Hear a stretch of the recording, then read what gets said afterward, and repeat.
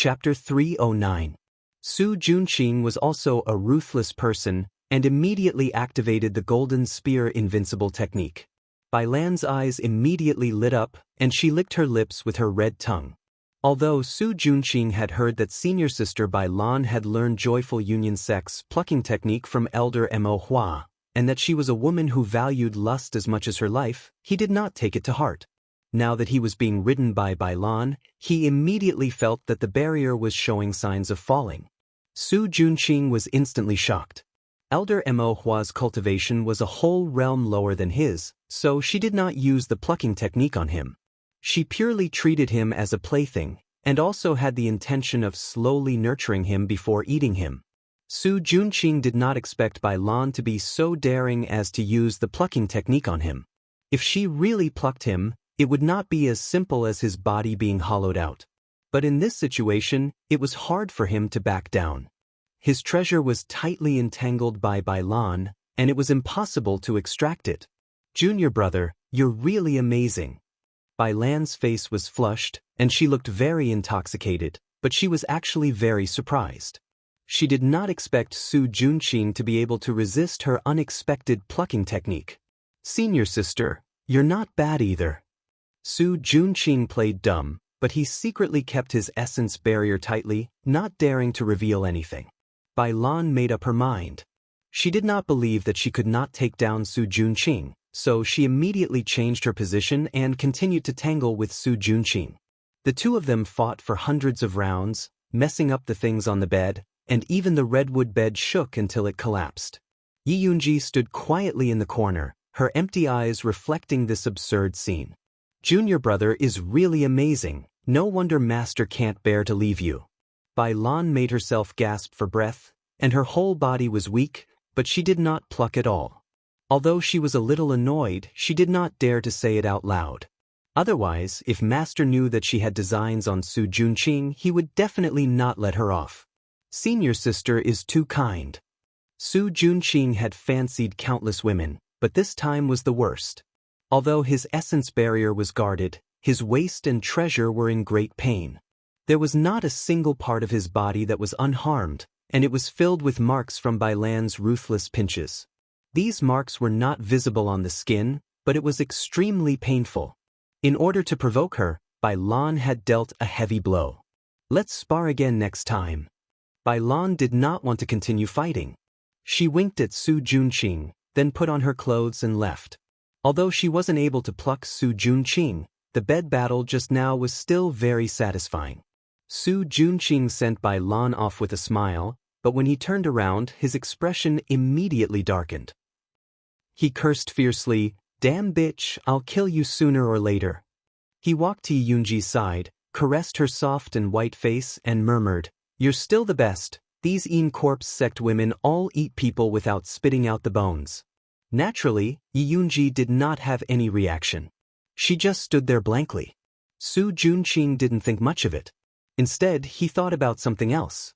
When his cultivation advanced, he would definitely not be able to escape the fate of being plucked by elder Mo Hua.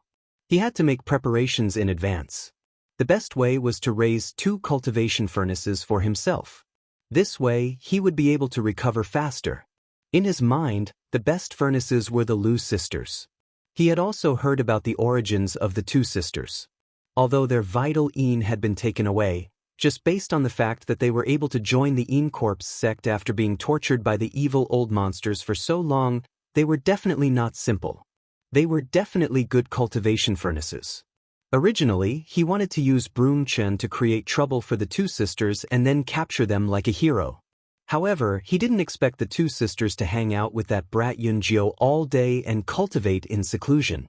Broom Chen couldn't find them even if he wanted to. Looks like that Yunjio can't be left alive.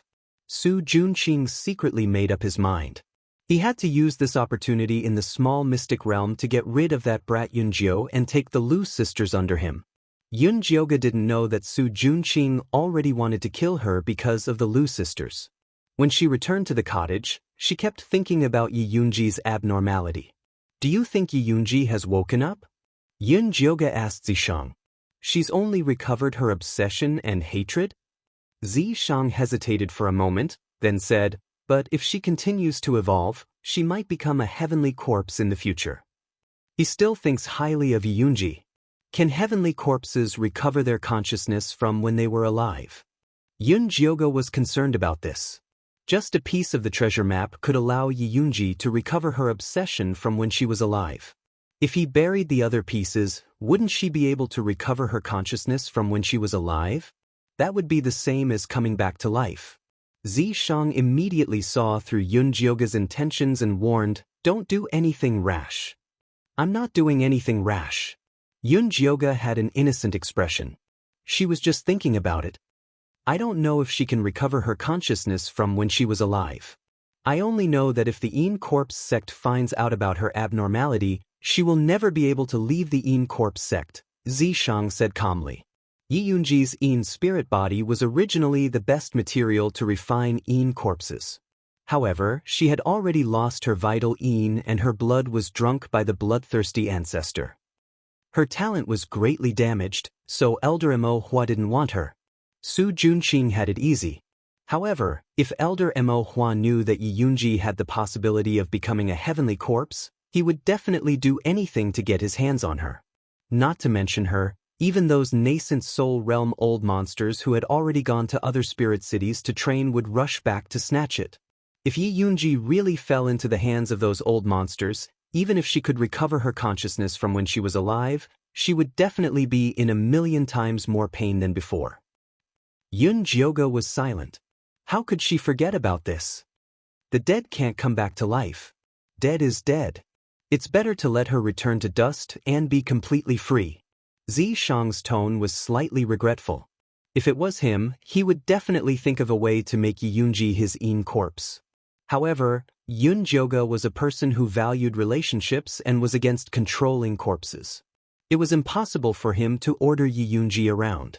Since he couldn't get her, he had to destroy her. That was why he encouraged Yoon Jyoga to destroy Yoonji. You're right. If she still had consciousness, she wouldn't want her corpse to be used as a magic tool. Yoon Jyoga sighed and completely gave up on the idea of helping Yoonji advance. This time, we need to get as many human-faced peaches as possible when we go to the little secret realm. These things are good stuff and are also beneficial to me. There weren't many things that were beneficial to him. The human-faced peach could barely be considered one of them. The pure blood chi it contained was quite useful for him to maintain his demonic energy. Chapter 310. Okay. Zishang rarely asked for things. Since he asked, Yoon Jyoga naturally had to do it.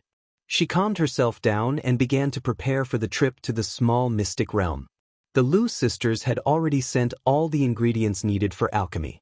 Yoon Jyoga spent the rest of her time on alchemy, apart from her regular morning cultivation. Spirit replenishing pill, miasma dispelling pill, evil warding pill, beast repelling pill. She refined all the necessary pills. When she came out of seclusion, the day of departure had arrived. Senior brother Yoonjio, Su Junqing has been too warm to us recently. I feel like something is wrong. Lu Ming came to find Yoon Jyoga. In order to have someone to rely on in the small mystic realm, the two sisters had been getting closer to Su Junqing. They began to realize that he was up to no good. He's still secretly using the bewitching art on us, Lu Tian'er added.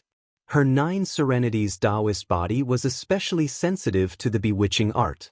Although Su Junqing only used a little to influence the two sisters, Lu Tian'er still noticed it. Bewitching art. It's the same old trick again. Yoon Jyoga's eyes flashed, and then he said to the Lu sisters, "You guys watch him. Just go along with him for now. We'll talk about it after the small mystic realm. And, senior brother Yoonjio, you have to be careful too. I've seen Su Junqing looking for Broom Chen recently. I don't know if he's up to something," Lu Mei hinted. She didn't dare to tell Yoonjio that they used him as a shield when Su Junqing hinted that they would sleep with him to get someone to rely on. Su Junqing was probably planning to deal with him right now. "I know. These pills are for you. Keep them well." Yoon Jyoga took out a bag of pills, not taking Lu Mei's reminder to heart. "Thank you, senior brother." The Lu sisters quickly took the pills. The more they knew Yoonjio, the more mysterious he became. He was so good at alchemy he couldn't be the son of a hunter in the deep mountains. However, everyone had their own secrets. They had a tacit understanding and used each other to cover for each other. Only then could they maintain a normal relationship. We'll be leaving in 3 days. After we enter the dungeon, try your best to stay by Su Juanqing's side. If there's any news, inform me immediately. At this moment, the Lu sisters' importance was highlighted. After all, it was impossible for Yunjioga to get close to Su Juanqing. She was afraid that she would not be able to control herself and kill him. Don't worry, senior brother Yunjio. We know what to do. To the Lu sisters, Yunjio was 1,000 times more important than Su Juanqing. If there was a conflict between the two, they would definitely choose Yunjio, even if they had to help him stab Su Juanqing in the back. However, the prerequisite was to ensure the safety of the sisters. After Yunjioga sent off the Lu sisters, he wanted to go see Yunji again, but Zishang refused. You've already alerted her last time. You'll only harm her if you go again. Alright. Yunjioga also knew that if Su Juanqing discovered the uniqueness of the knight Yunji, it would be over. She gave up the idea of seeing Yunji and concentrated on waiting for the day to enter the small mysterious realm. 3 days later, the little secret realm opened. Su Juanqing and Bai Lan led the disciples from Peak 2 and Peak 3 to participate in the training. The place where the little secret realm opened was a barren mountain 100 miles away from the Een Corps Sec's headquarters. At this time, the people from Peak 1, Peak 4, and Peak 5 were already waiting at the entrance, lined up neatly. Wolf Fong, Han Xiaodong, and Han Xiaoxi stood together, looking at Bai Lan and Su Juanqing from afar. Han Xiaodong was short and muscular, with a fierce face, dark skin, and eyes like copper bells. He looked like a butcher, obviously not a good person. Han Xiaoxi was much better looking than his big brother. He had a medium build, pale skin, and a pair of bright eyes. One look and you could tell he was a shrewd person. This time, he was the one who suggested forming an alliance with Wolf Fong. Little brother Wolf Fong, you just advanced to foundation establishment. Why didn't you consolidate your cultivation in the cave abode? Why did you come here to join in the fun? Bai Lan gracefully walked over and immediately gave Wolf Fong a flirtatious look. She had been coveting this piece of fresh wolf meat for a long time. Unfortunately, Wolf Fong was sinister and cunning. Not to mention seducing him. If she wasn't careful, she would be tricked by him. This is a rare opportunity, so I naturally have to grasp it well. Wolf Fong replied in a neutral tone. This time, he came to find the cloaked man who helped him remove the poison. Originally, he thought that after being poisoned by the peach blossom charming bone poison, even if he could remove it, his vitality would be greatly damaged.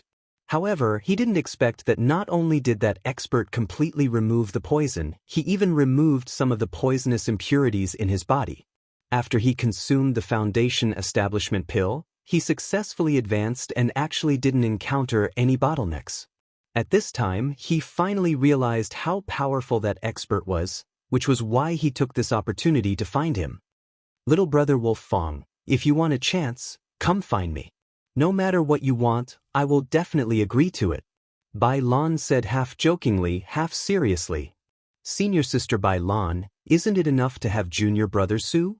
You won't even let our little brother Wolf Fong off. Your cave is too big, don't you want us brothers to help you stick it in a few times? I guarantee you'll feel great. Han Xiaodong laughed heartily.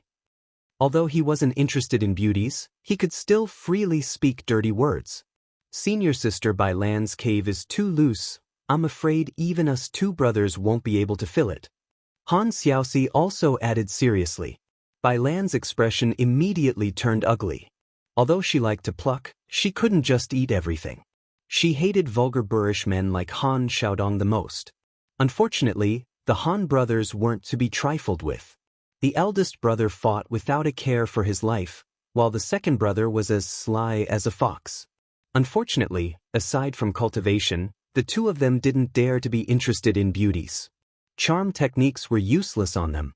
Moreover, although the two brothers were only at the great perfection of Qi disciple, the combination of their cultivation technique could release the power of a foundation establishment cultivator. Bai Lan didn't dare to brazenly provoke them. She could only laugh coldly, throw down a sentence of "wait and see," and return to Su Juanqing's side. "This woman isn't simple. You guys have to be careful in the future if you offend her." Wolf Fong reminded the Han brothers. Ever since he suffered a great loss at the hands of the Joyous Union sex hooligans, he no longer dared to look down on women. "Little brother Wolf Fong, don't worry. We know what's important. When we enter the mystic realm later, we'll need little brother to take care of us," Han Xiaoxi said politely. When he heard that the ones leading the team this time were Bai Lan and Su Junqing, he immediately brought his brothers to find Wolf Fong to request an alliance. Wolf also agreed very straightforwardly. They were all clear of Bai Lan's strength. If it was just her, they wouldn't be worried. However, this Su Junqing who popped out of nowhere made them all unclear of his background. Chapter 311. This fellow Su Junqing had refined his own corpse the moment he entered the sect. This made Wolf Fong and the others filled with envy, jealousy, and fear. So Wolf Fong, who always acted alone, had no choice but to form an alliance with the Han brothers. When Bai Lan came back, Su Junqing was directing the outer sect disciples in line. "Everyone line up according to your cultivation base, starting from the highest. The 5th chi refining layer is behind me." The disciples immediately lined up. The ones with high cultivation bases were at the front and the ones with low cultivation bases were at the back. Yun Jioga's cultivation base was at the 3rd chi refining layer. He was in the middle with Little Fatty and Jean Lin. The Lu sisters at the 2nd chi refining layer should be at the back, but after they joined Su Junqing, they didn't join the line, rather they stood by his side, looking very delicate. There were only a few 5th chi refining layer cultivators in the 2nd and 3rd peaks. There were only around 20 of them. There weren't many 4th chi refining layer cultivators, only around 100 people. Broom Chen and his subordinates were in this line. There were around 500 people at the 3rd chi refining layer. They were the core strength, but most of them were at the 2nd chi refining layer. After all, Yun Jioga and the others had only entered the sect for half a year. The 2nd chi refining layer was the normal cultivation speed for normal disciples. "Little Fatty, why didn't senior apprentice brother Su bring his corpse?" Yun Jioga looked around for a while and didn't see any trace of Yunji. Logically speaking, this little mystic realm was very dangerous, so Su Junqing should have brought her along. The corpse sect's high-level disciples all have their own corpse refining bag. They normally keep their corpses in the bag like a magic weapon, only taking them out when they need to use them. Little Fatty explained. This kind of corpse refining bag was much more expensive than a storage bag. Even if a normal disciple could refine a corpse, it would be hard for them to buy a corpse refining bag. But Su Junqing was doted on by Elder Mo Hua, so it wasn't strange for him to have a corpse refining bag. "So it's like this." Yun Jioga looked away, looking at the dense crowd of people around him. He asked Little Fatty, "With these 5,000 people going in, wouldn't it cause the secret realm to explode?" Especially those 2nd chi refining layer disciples. They felt like they were just sending themselves to their deaths. Who knows, the information about this secret realm is top secret. Even senior apprentice brothers that came out alive are not allowed to talk about it. Little Fatty replied in a low voice. "Isn't your uncle the steward of the inner sanctum? Doesn't he have any news for you?" Yun Jioga didn't believe it. Little Fatty was so gossipy. How bad could his uncle be? He definitely had insider information. "Sigh, no matter how powerful my uncle is, he's just a steward. He wouldn't dare to say what he can't say." Little Fatty's attitude was obviously reserved. A secret that even Fatty, who was crazy for money, did not dare to divulge must be very powerful.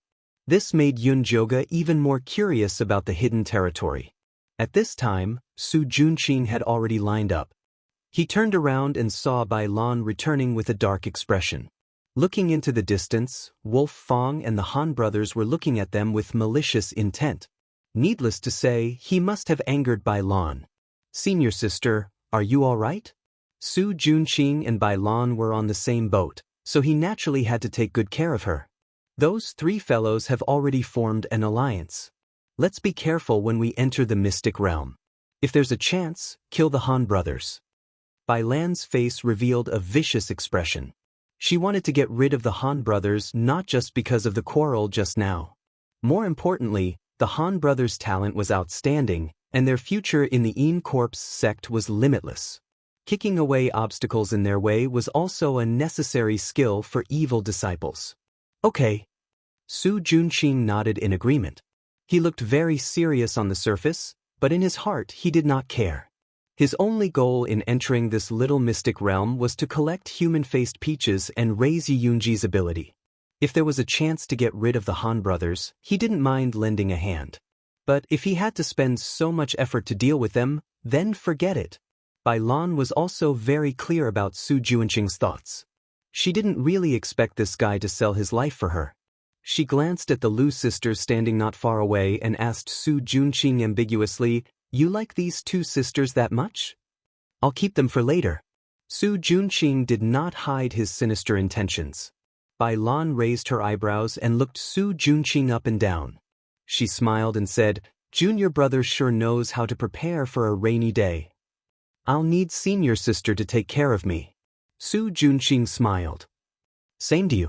Bai Lan drew a line on Su Junqing's chest with her finger and smiled. "If there's a chance, let's have a good spar." She was still reminiscing about the bed battle last time.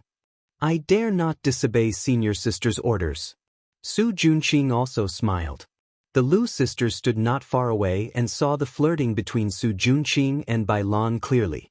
Although they felt that Su Junqing had a motive for getting close to them, Su Junqing's appearance was too good, and his personality was gentle and refined.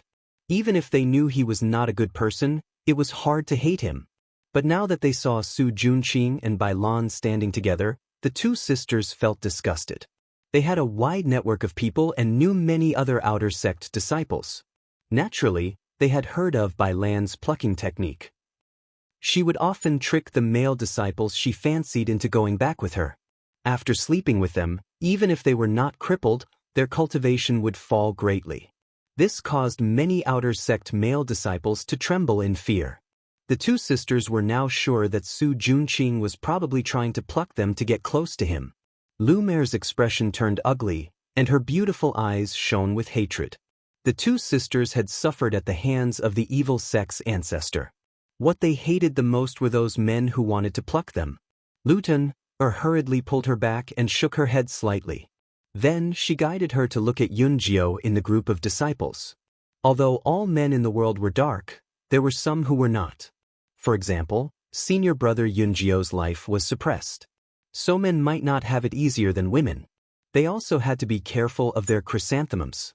Yunjio did not know that he had become the target of the Lu sisters' sympathy. She was listening to little Fatty's story about Wolf Fong and the Han brothers with great interest. "I heard that senior brother Wolf Fong was thrown into a wolf's den when he was young and grew up with a pack of wolves. He could not speak human language even at the age of 18. That was until he saved a heavily injured rogue cultivator deep in the mountains. That wandering cultivator took him as a disciple. Not only did he teach him how to speak and be a person, he also taught him many cultivation techniques. Unfortunately, that wandering cultivator was heavily injured and died not long after. Before he died, he asked senior brother Wolf Fong to come to our Corps sect. Senior brother Wolf Fong came to participate in the audition. In the end, he became the strongest outer sect disciple on the first peak. His talent was extremely high, but he liked to be alone. Although he did not have many friends, he was very loyal. He would never betray his comrades in the alliance. But if anyone betrayed him, he would chase them to the ends of the earth. At this point, little Fatty stopped to take a breath and drink some water. "What about the Han brothers?" Yunjio did not wait for him to finish drinking and asked. Chapter 312. The Han brothers were also children with a hard life.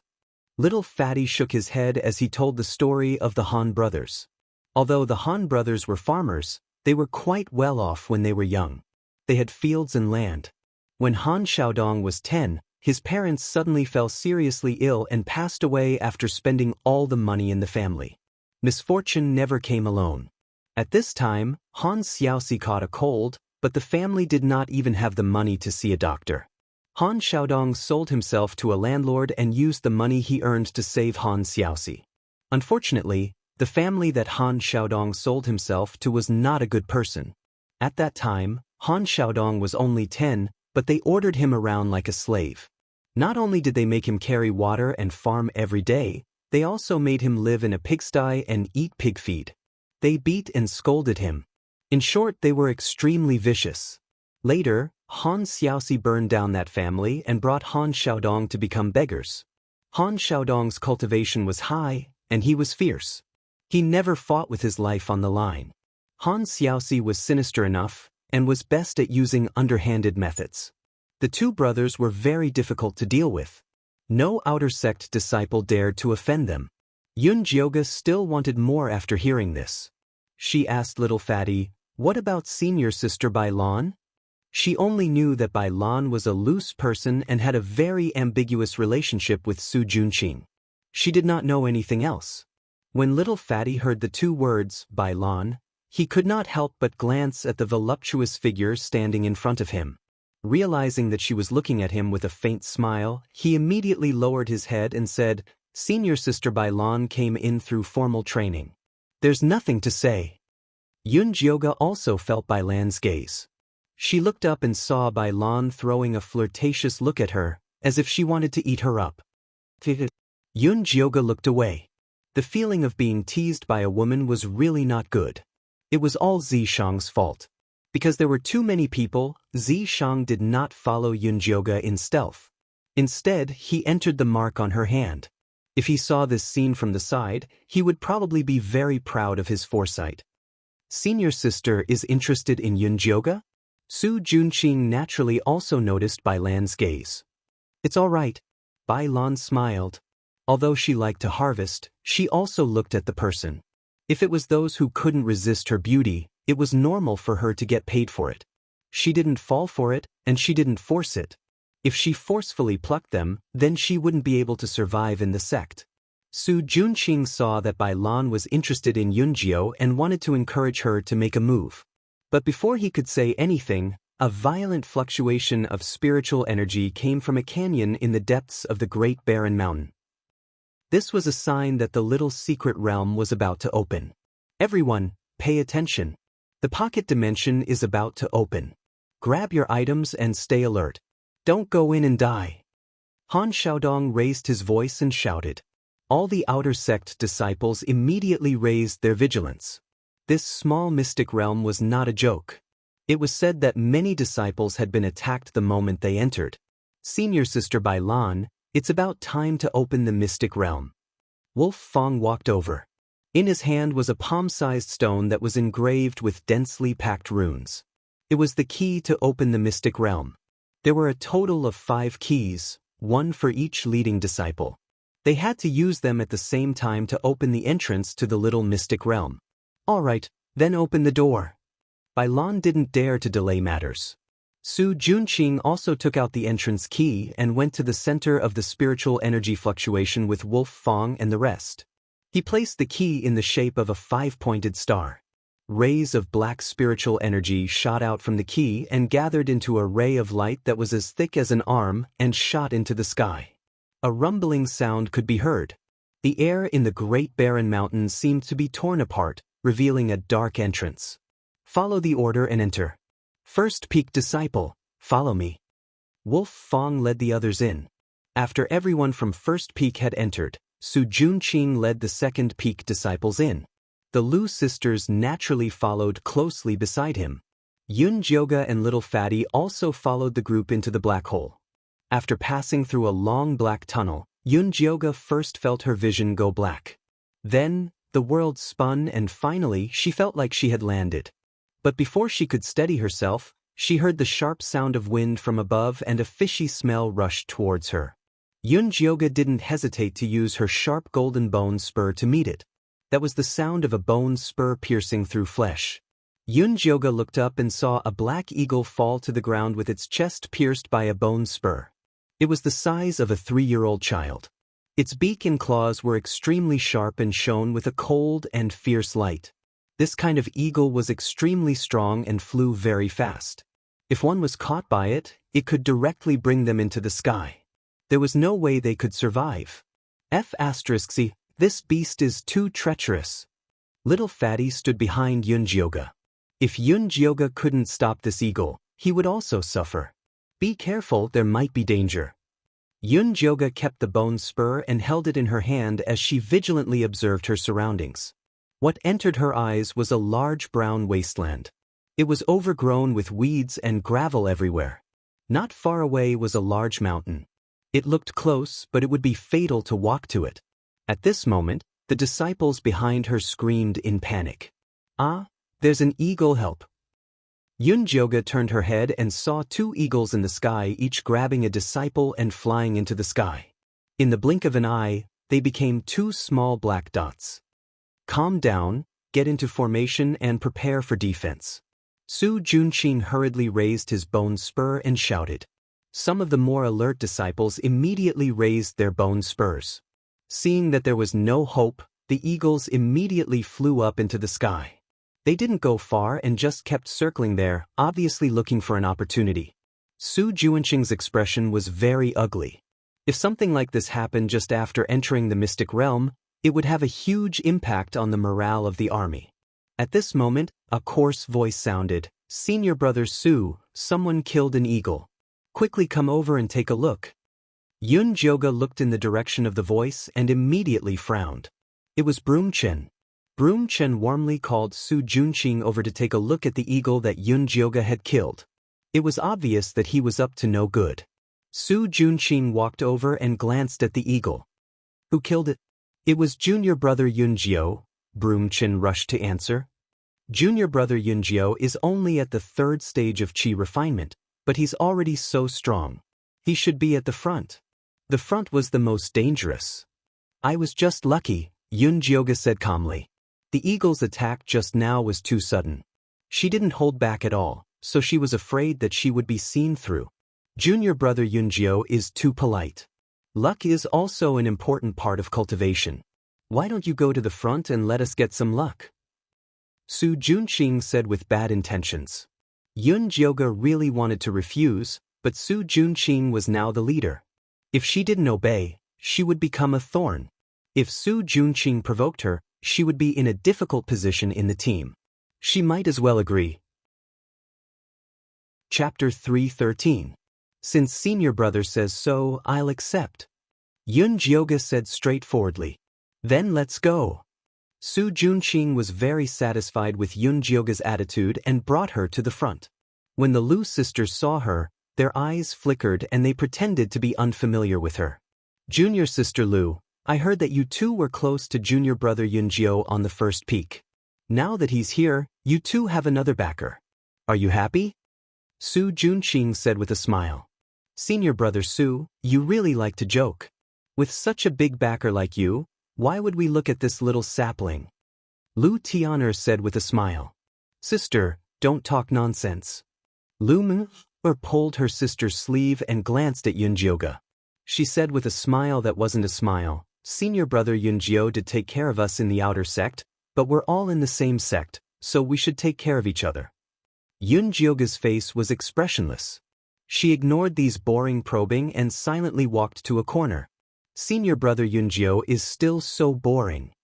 Lu Tian'er made a face and asked Su Junqing, "Senior brother Su, do you think the grassland in front is dangerous?" After passing through the wasteland, there was a boundless green grassland. The weeds there were knee-high. If there were any poisonous snakes or demonic beasts hiding there, they wouldn't be able to find them. There's only a type of rank 2 grass lizard in this grassland. As long as we're careful, there won't be any problems. The more troublesome ones are the eagle beasts in the sky. Su Junqing clearly didn't care about the grass lizard. He was more worried about the eagle beasts in the sky. These vicious and cunning things were best at sneak attacks. With senior brother Su here, what's there to be afraid of? Lu Meng'er said with a smile, "I heard that senior brother's bone spike is a high-grade magic tool that Elder Mo Hua used in the past. Whether it's the eagle beasts or the grass lizard, they'll die if they meet senior brother Su." "Really?" Lu Tian'er opened her big watery eyes and looked at Su Junqing with admiration. "Senior brother Su, can you broaden our horizons?" "Yes, senior brother Su, we haven't seen what a high-grade magic tool looks like." Lu Her said coquettishly. Since you say so, I'll let you broaden your horizons. Su Junqing was very pleased with the flattery of the two sisters, so he took out a 3-feet-long bone spear from his storage pouch. The bone spike was blood-red in color, and there were 3 beautiful ink flowers carved on it. It exuded an eerie aura and emitted a strange light. This demonic flower bone thorn was the magic tool that Elder Mo Hua used when he was building his foundation. Not only could the demonic flower automatically attack the enemy, but it could also absorb blood to recover its spirit. The more blood it absorbed, the more ferocious the demonic flower would be.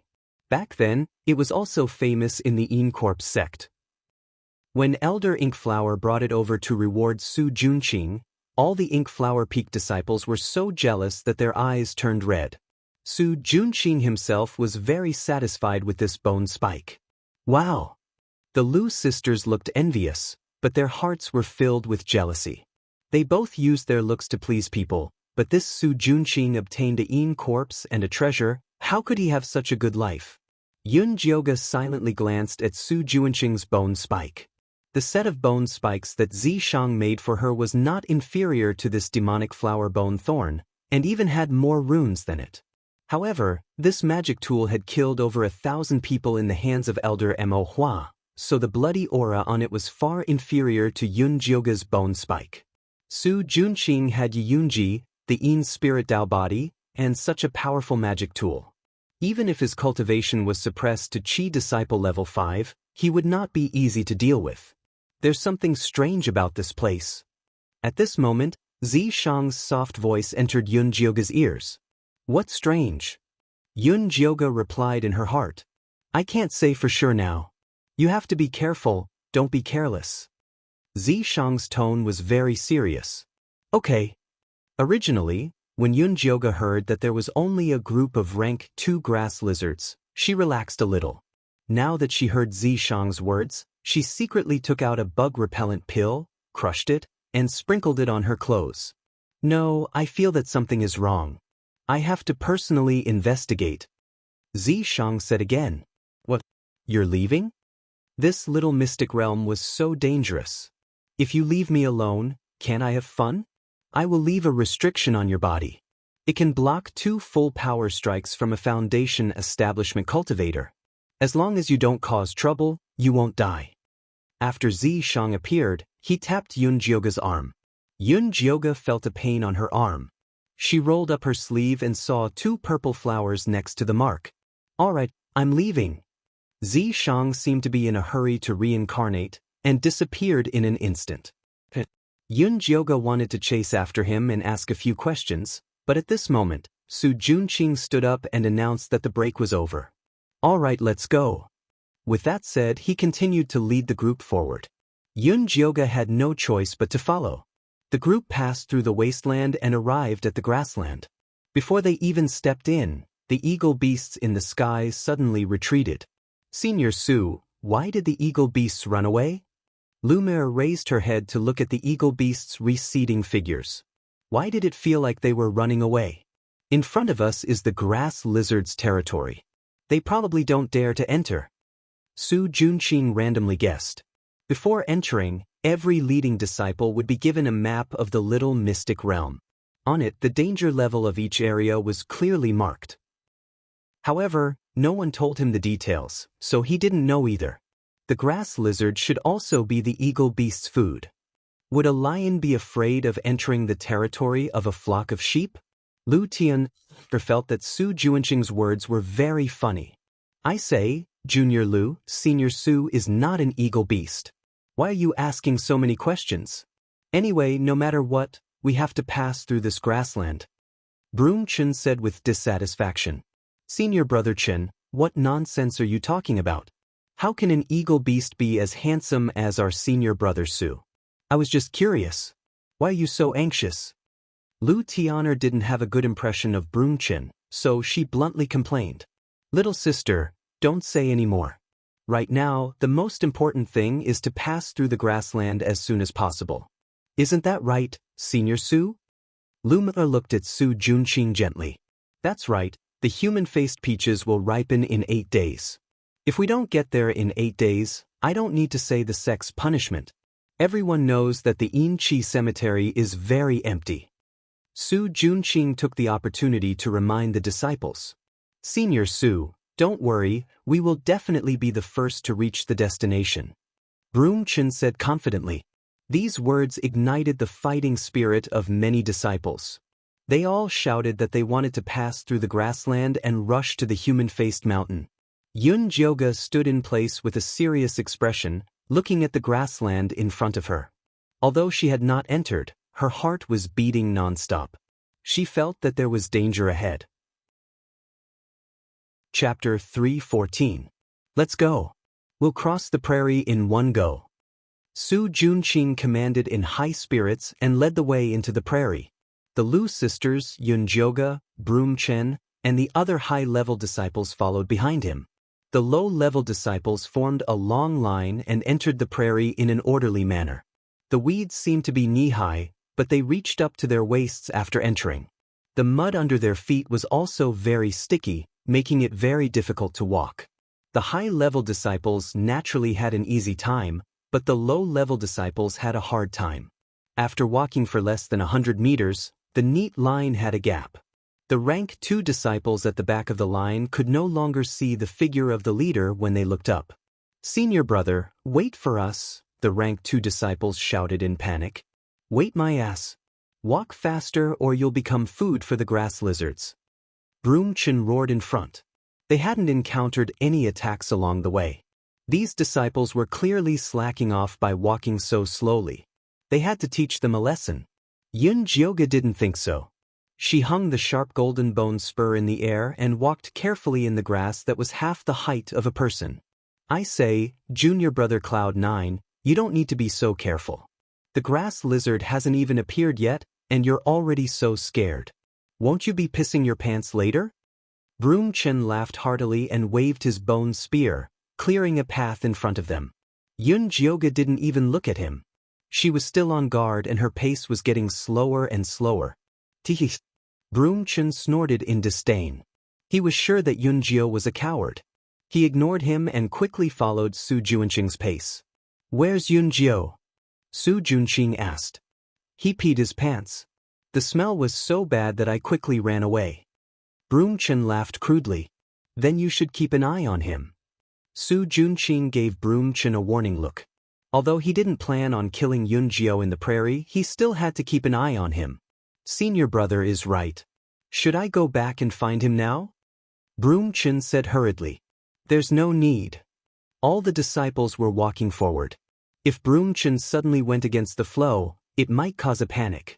The Lu sisters silently listened to the conversation between the two, but a bad feeling arose in their hearts. Based on their understanding of senior brother Yun Jio, he was not a coward. If he was so cautious, then there was definitely something wrong with this grassland. As the two sisters thought about it, they silently raised their bone spears and joined the team that was clearing the grass. Su Junqing's plan was for the vanguard to clear a path through the grassland so that the lower-ranked disciples could walk more easily and prevent the grass lizards from suddenly attacking. However, as soon as they cleared the weeds, the disciples behind them walked past, and they were once again half the height of a person. Because the queue was too long, the flow of information remained the same. No one paid attention to such an obvious change and continued to stride forward. Some of the disciples even teased Yun Jioga when they saw her slow pace. They then quickly overtook her. Senior brother Yun Jioga, didn't you go to the front? Why you back? Fatty was walking slowly, but he had already reached Yun Jioga's side. There's something strange about these plains, said Yun Jioga in a deep voice. Isn't it just a group of rank 2 grass lizards? With senior brother Su and the others clearing the path, we just need to take big strides forward. Fatty didn't think much of it. They had been here for so long without encountering a single grass lizard, so the disciples had completely let down their guard. Yes, we're taking big strides toward a dead end. Yun Jioga looked at the continuously growing weeds in front of her, and the feeling of unease in her heart grew stronger. She stopped and took out a bone spear with bloodthirst runes carved on it. Senior brother, did you discover something? Fatty's heart skipped a beat and he hurriedly asked. Yun Jioga didn't answer him and instead focused on the grassland not far away. She didn't know if it was just her imagination, but she felt that the grass was growing taller and closer to them. Not good, everyone be careful. Yun Jioga shouted in a stern voice. 2 bone spears immediately pierced into the ground, and when they were pulled out again, blood splashed out. Ah! Mournful screams came from the front of the group. In the blink of an eye, a dozen or so disciples shrank and disappeared into the ground. The brown soil was instantly dyed red. What's going on? Didn't they say that this is the territory of the rank 2 grass lizards? Fatty was shocked. He hurriedly took out his bone spear and pierced it into the ground. The pale yellow soil immediately turned red. A random stab could have such an effect. It was easy to imagine how densely packed the monsters underground were. These aren't grass lizards, they're blood earth dragons. Yun Jioga raised her hand and slapped the ground. The soil scattered, revealing blood-red earthworms. These earthworms were at least as thick as an arm. They burrowed in the soil, and when they grabbed a disciple and pulled him underground, they would instantly suck him dry. These were the bloodthirsty blood earth dragons. Oh my God! Fatty saw these densely packed blood earth dragons and had goosebumps all over his body. He attacked them like a madman. It's useless. These blood earth dragons are most afraid of cold air. You need to freeze them with your frost in chi palm. Yun Jioga stopped Fatty. With so many blood earth dragons, it was impossible to kill them all. The most important thing now was to safely pass through the grassland. Fatty tried to use his frost in chi palm. The blood earth dragons that were hit by his palm stopped moving, but they quickly recovered. In this situation, we can only work together and kill our way out. Yun Jioga said. Frost in chi palm was only a low-level palm technique. It was usually used to deal with in ghosts. It could slow down their movement speed. Because it only required 10 contribution points, all the outer sect disciples would learn it. Alright, I'll go get people now. Fatty took out his mountain bone spear and stabbed it into the ground. It immediately rose into the shape of a platform. He nimbly jumped onto the platform and shouted at the screaming and attacking disciples. Senior brother Yunjio has found a way to deal with these blood earth dragons. Everyone, use your frost in chi palm to slow them down. Then we can kill our way out. No one paid attention to Fatty's words. However, many clever disciples followed his example and stabbed their bone spears into the ground before jumping up. Countless bone spears rose from the grassland, each with a disciple squatting on top. The blood earth dragons could only roll on the ground. They couldn't do anything to them. However, this was definitely not a long-term plan. After all, these blood earth dragons wouldn't disperse. Once their bone spears ran out of spiritual energy, they could still be killed. Hey, did you guys hear what I said? Little Fatty shouted loudly. We didn't even have time to escape. Who has the time to listen to you? That's right. If you have something to say, spit it out. The outer sect disciples who barely survived were in the mood to talk to Fatty. Chapter 3:15. Little Fatty had no choice but to repeat. Senior brother Yunjio found a way to deal with these blood dragons. Everyone use ice palm together to slow them down, then we can kill our way out. Really? The disciples were doubtful. Don't you know how to give it a try? Little Fatty said in annoyance. Immediately, some disciples tried it and found it was effective. They all became excited. It's really effective. But the time is too short. What's the use? That's why we need to work together. Little Fatty said. How do we work together? Tell us. The low-level disciples asked. Little Fatty didn't know how. He quickly called out to Yunjioga, Senior brother Yunjio, come up and tell us how to work together. Yunjioga went up to the high platform and said to the low-level disciples, Everyone, don't be afraid of these blood poison dragons. You just have to deal with the Een ghosts and take turns to use the frigid ice Een energy palm. Maintain the rhythm and defend. Yeah, we usually enter the Een graveyard. Those Een ghosts are even fiercer than the blood dragons. There's nothing to be afraid of. Little Fatty seemed to have forgotten how cowardly he was when facing the blood dragons. Yeah, we usually kill Een ghosts wave after wave. There's nothing to be afraid of. The disciples began to encourage each other. At this time, a clear voice sounded, "Senior brother Yunjio, you killed the eagle first and found the blood dragon's weakness. Let us out. We'll listen to you." Yunjioga looked in the direction of the voice and saw a young man dressed in white standing on an ice bone spike, talking to her. The youth was delicate and pretty with red lips and white teeth. He had a slim figure and clear eyes. If it wasn't for his Adam's apple, he would look like a girl. The bone spike under his feet was snow white with snowflake-like runes carved on it. It was actually a frost bone spike. In a damned place like Een Corp's sect, everyone focused on Een damage when making bone spikes. Blood Thirst, Bone Crusher, Poison Needle, and Black Chi were the most popular. Ice bone spikes like this youth were definitely rare, but they were definitely their saviors. Ice Heart Lotus is right. Right now, only senior brother Yunjio can lead us out of this grassland alive. Everyone listened to him. Little Fatty clearly recognized this somewhat girly youth. Right. Senior brother Ninth Cloud will listen to you. Su Junqing had already led the high-ranking disciples far away, and the outer sect disciples had already lost their backbone. Now that someone was willing to stand up for them, they naturally responded with a single call. Of course, as long as someone stood up for them, they would obey. It was mainly because Yunjio had killed an eagle beast when they first entered the secret realm, and he had discovered the Blood Earth Dragon's attack in advance. Now, he had discovered its weakness. All these factors convinced the disciples. Since everyone trusts me, then I won't be polite. Let's deal with Een ghosts like how we dealt with them. 10 people in a team. It's best to have familiar people cooperate with each other. Adjust according to your own situation.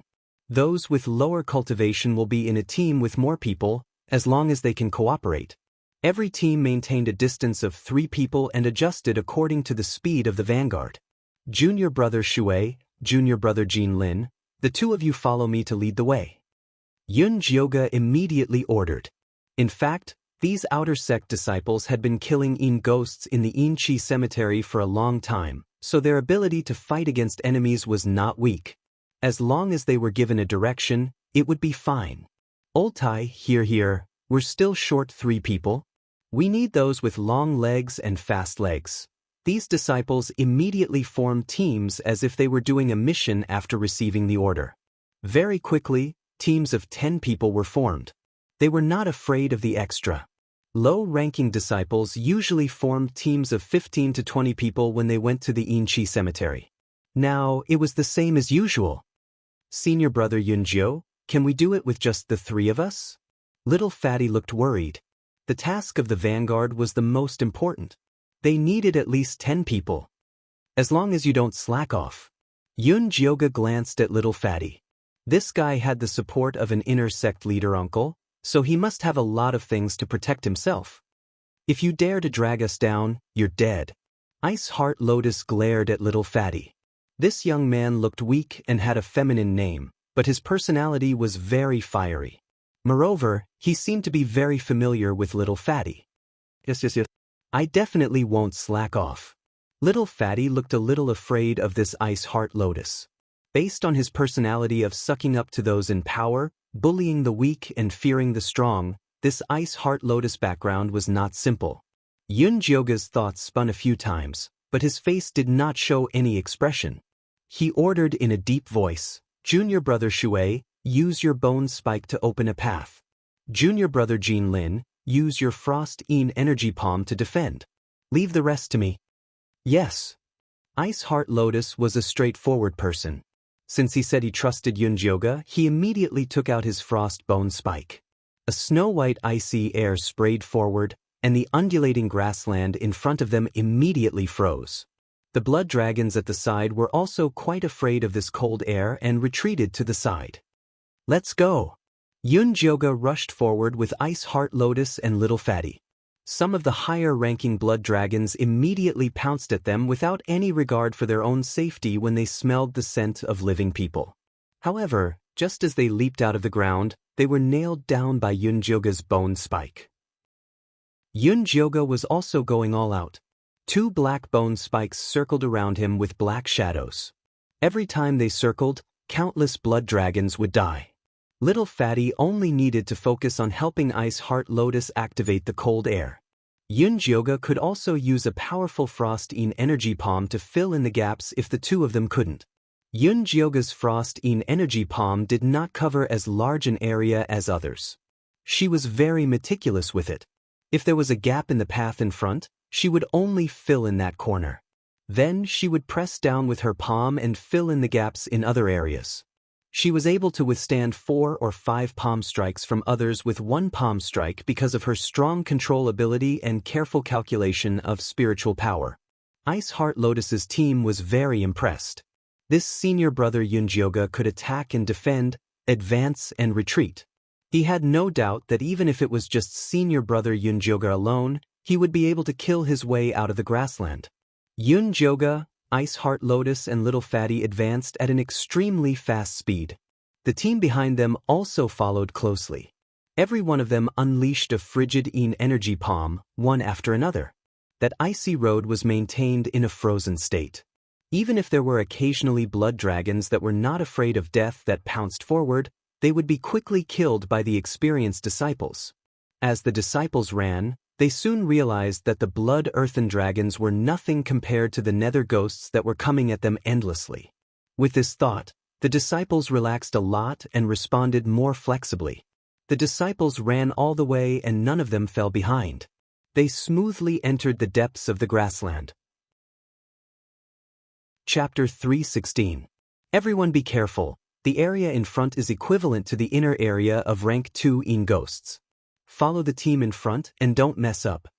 Yunjioga reminded loudly. When the low-ranked disciples heard that it was the inner area of rank 2-een ghosts, their legs began to weaken. When they fought een ghosts in the een energy cemetery, they never dared to enter this area. Occasionally, a rank 2-een ghost would come out and they would be wiped out.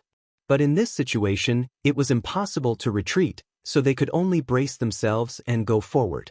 The ground in the depths of the grassland was turbulent. The weeds were as tall as small trees.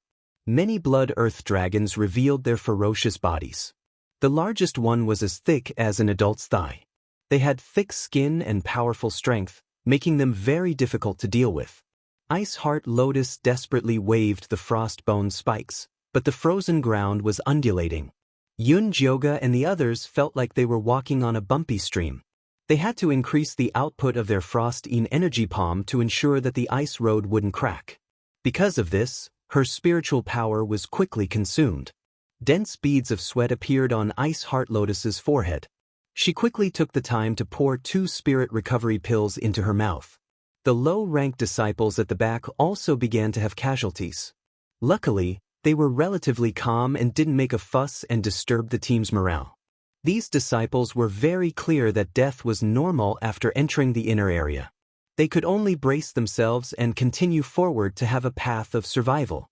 Yunjioga saw that this couldn't go on, so he said to Ice Heart Lotus, "You have a mutated ice spirit root, right?" "That's right." Ice Heart Lotus nodded. His spirit root would be a treasure in a righteous sect, but it was lacking in an evil sect.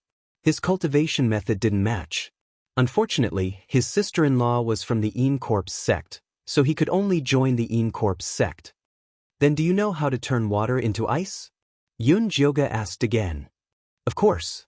Ice Heart Lotus felt that Yunjioga's question was nonsense. Ice Spirit Root was a mutated water spirit root. How could he not know how to play with water? "All right, I will create a water path later.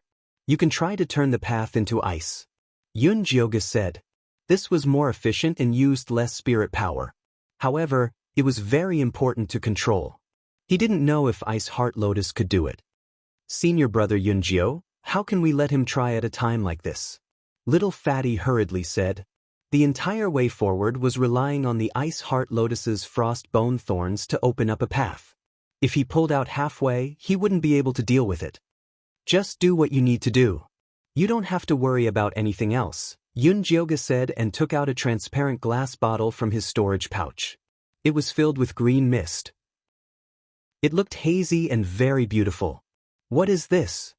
Little Fatty couldn't help but ask. "Exterminating spirit insects." Yunjioga had specially refined it before entering the mystic realm.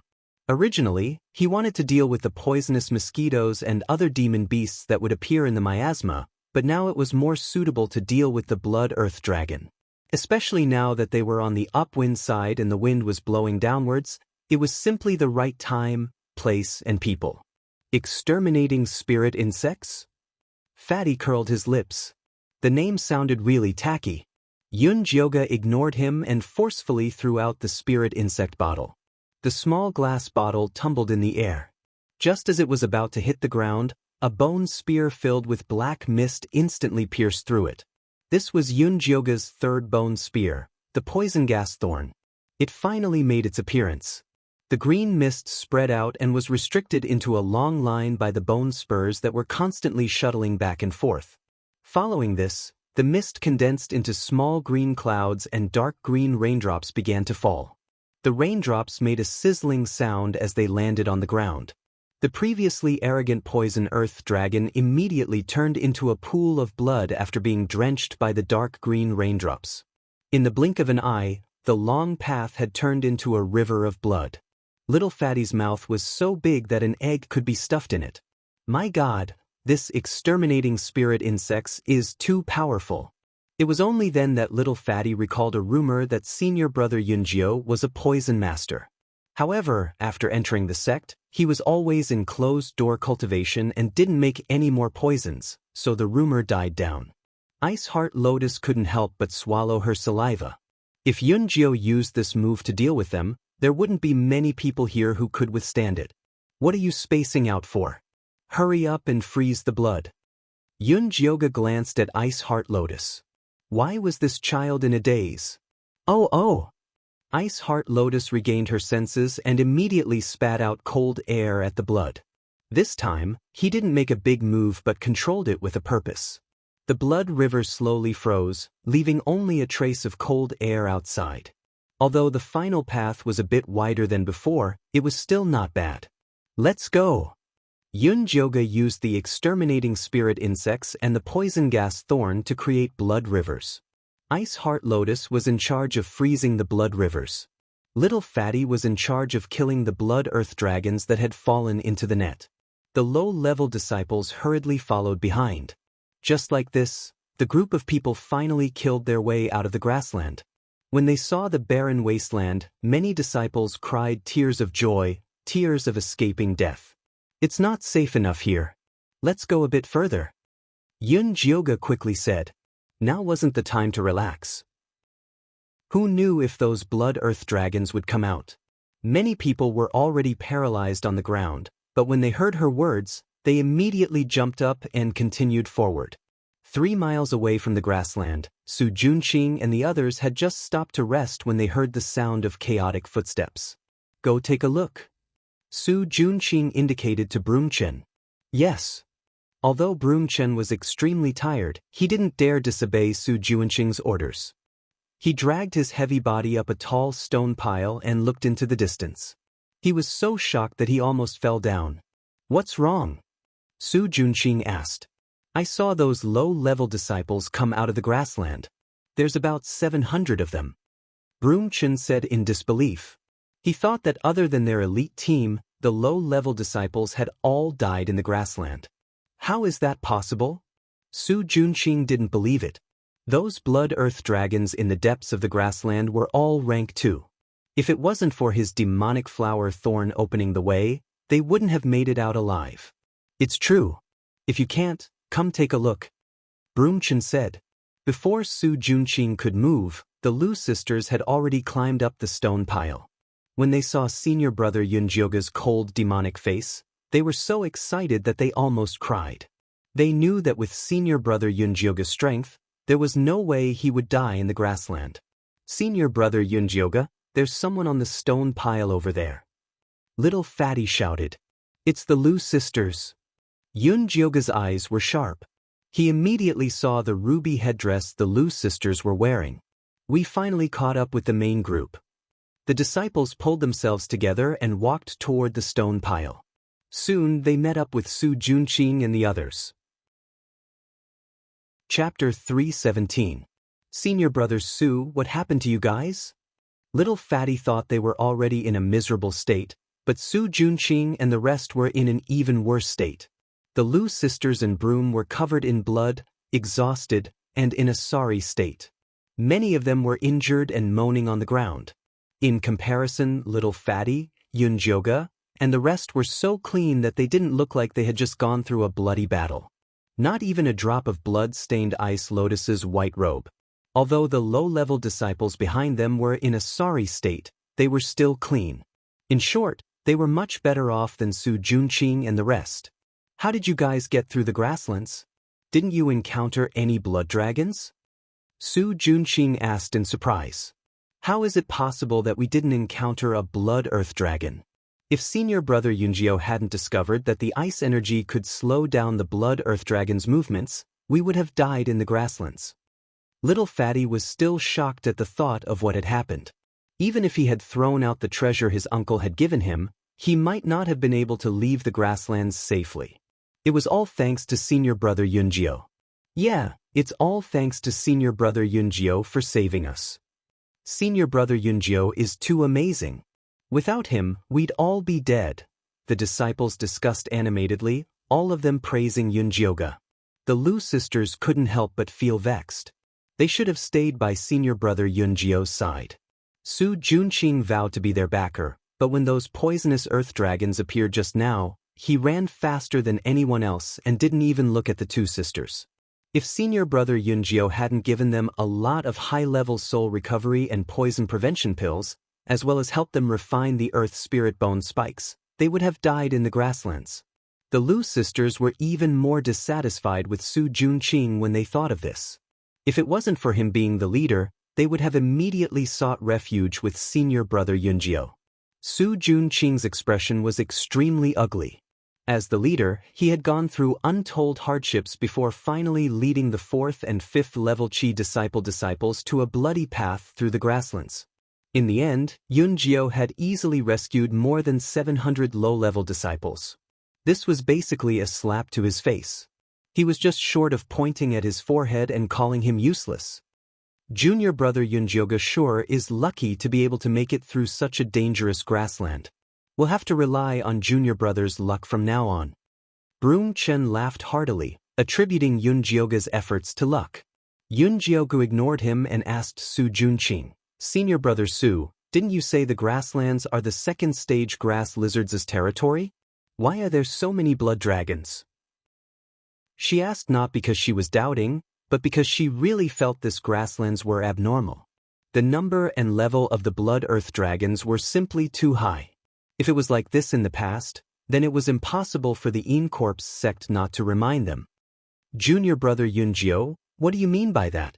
This is senior brother Su's first time entering this dungeon. How could he have known that there were so many blood earth dragons in this grassland? How can you blame him? Su Yin I Yun, Su Yun, Yun Yun Yun, Yun Yun Chi. Yunjiogo found a corner to rest when she saw that Yunjiogo was no longer in the mood to discuss these abnormalities. Broomchen felt that he had chased Yunjiogo away, so he happily called out to the disciples, "You've all worked hard. Let's rest." "I'm so tired." The disciple immediately sat down on the ground and began treating his wounds and resting. Ice Heart Lotus and Lil Fatty ran to Yunjioji's side. "Yunjiogo, do you still have more of that spirit insect extermination?" Fatty asked with a round face. Other than selling information, this guy also did some profiteering. The power of that spirit insect extermination had really opened his eyes. If he could sell it outside, it would definitely be a good price. This poison is not easy to refine. I only have a few bottles and I've used them all. Yunjiogo wouldn't sell them even if she had them. Spirit insect extermination required 49 different poisons to refine. The process was very complicated. If it wasn't for this little secret realm, she wouldn't have refined it. Moreover, this kind of large-scale poison was harmful to the world. It was fine to use it to save one's life, but it was a sin to use it to make money. Yunjioji's roots were very upright. If Yunjiogo has more good stuff like this in the future, you must inform me in advance. We can discuss the price.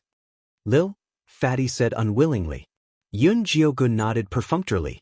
The poison she concocted was for her own use and she never sold it. At this moment, Ice Heart Lotus came over and pushed Lil, Fatty away.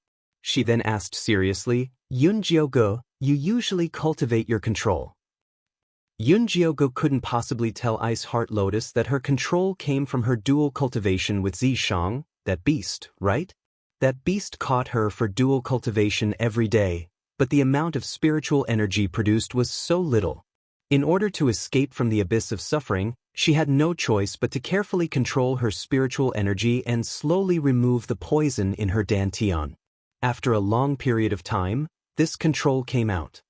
TSK, this is Yunjioji's unique secret. Can I tell you? Lil, the fatty thought it was inconvenient for Yunjiogo to say it, so he quickly tried to smooth things over. I was indeed rash. Ice Heart Lotus scratched her head in embarrassment. Her naive look was much cuter than Lu Tian. Actually, it's not a secret. It's just that my method isn't suitable for you. If you want to practice, you can try condensing a ball of water on your fingertip, then add one to each finger. Yunjiogo gave Ice Heart Lotus an idea. Although the Ice Spirit root was a variation of the Water Spirit root, Ice Heart Lotus clearly only focused on cultivating the Ice Spirit root. She had forgotten that water was the origin. Only by understanding the profound meaning of water could she use the Ice Spirit root. Alright, I'll try. Ice Heart Lotus first raised her thumb and condensed a water droplet, then her index finger. The first two fingers were relatively smooth, but when the water droplet appeared on the third finger, the first two fingers disappeared.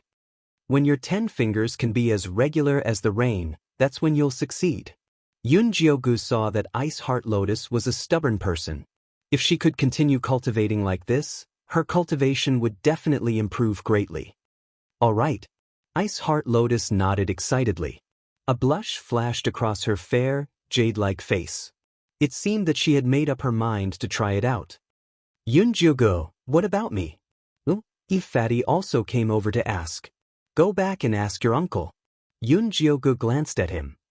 My uncle can't cultivate. Lil, Fatty's face was bitter as he pestered Yunjiogo. Teach me. You have the Earth Spirit root. Normally, condense a layer of Earth element under your feet to walk. When that layer of Earth element can cover your entire body, you'll be fine. Seeing that Lil, Fatty had sold quite a lot of useful information, Yunjiogo casually gave him a few pointers. Alright. Lil, the Fatty felt that it was reasonable and quickly went to the side to try it out. Chapter 318.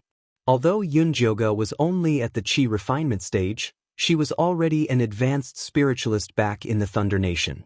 She was not far from the foundation establishment stage. Now that she was cultivating from the beginning, her comprehension was even stronger. Giving pointers to 2 Qi refinement stage 3 disciples was a piece of cake. TSK, she really thinks she's some big shot, giving pointers? Broomchin sneered. That's right, Senior Su hasn't even said anything yet. Low-level disciples are really ignorant. The others flattered. Su Junqing did not say anything, but his gloomy expression showed that he was very unhappy. Senior Su, don't be angry. We're about to reach the Black Pool. When the time comes... Broomchin smiled sinisterly. Su Junqing's expression eased up. Are you guys ready? Senior Su, don't worry. I guarantee that this kid won't be able to return. Broomchin also disliked Yunjio. Previously, with Su Junqing's help, he killed Fatty Chio and became the leader of the second peak. But today, Yunjio saved the low-level disciples from the grassland and became their savior. When they returned to the outer sect peak, Yunjio would be the new leader. There would be no place for him. Therefore, Yunjio had to die. Su Junqing calmed himself down and stood up. Everyone, this is not a good place to rest. There's a small canyon up ahead. It's a safe zone. We'll rest there tonight. Yes. The disciples hurriedly answered. Although Senior Su wasn't very impressive on this grassland trip, he was still the leader and a proud disciple of the Ink Flower Peak. These low-level disciples did not dare to disobey his orders. The rest of the journey was relatively peaceful. Occasionally, a few demonic beasts would appear, but they were quickly killed by the high-level disciples. At dusk, Yunjioga and the rest finally arrived at the small canyon that Su Junqing mentioned. Although not a single blade of grass grew here and it was completely empty, it made the disciples who had experienced the thrilling grassland feel relaxed from the bottom of their hearts. Without waiting for Su Junqing's orders, the outer sect disciples formed groups of 10 and started a bonfire according to the group they had when they were exploring the grassland. Yunjioga kept a low profile and went to a corner. Ice Heart Lotus and little fatty Jean Lin automatically followed beside her and helped to light the bonfire like little brothers. The bonfire that Su Junqing, the Lu sisters, Broom Chen and the other high-ranking disciples made in the middle of the group was the brightest. Senior brother Yunjio, you've always been so nice to those two sisters, but they didn't even come to greet you, little fatty grumbled, feeling sorry for senior brother Yunjio. Yunjioga glanced at the Lu sisters. The two sisters had just found a place to freshen up. Although they had already changed into new clothes, they still looked very tired. At this moment he was leaning against the fire, looking listless. He didn't even look in Yunjioga's direction. Before entering the small mysterious realm, Yunjioga had already told the two sisters to keep their distance. Unless Su Junqing made a move, they would not contact him, so he was very satisfied with their attitude. Senior brother Su, didn't the sect give you a map? Tell us about the places we're going to pass by. Broomchen raised his voice and asked. Yeah, if you tell us, we can all discuss it. Even if something unexpected happens, we definitely won't blame you like some ignorant people, the other high-ranking disciples said with innuendo. Today's matter in the grassland was my fault. It caused everyone to suffer heavy losses. It's my fault, Su Junqing first painfully reflected on his mistake. His attitude immediately made the low-ranking disciples have a good impression of him. The In Corps sect's inner sect disciples always had their eyes on the top of their heads. Even if they did something wrong, they wouldn't admit it to a low-ranking disciple. Su Junqing's attitude was really rare. Senior brother Su, please don't say that.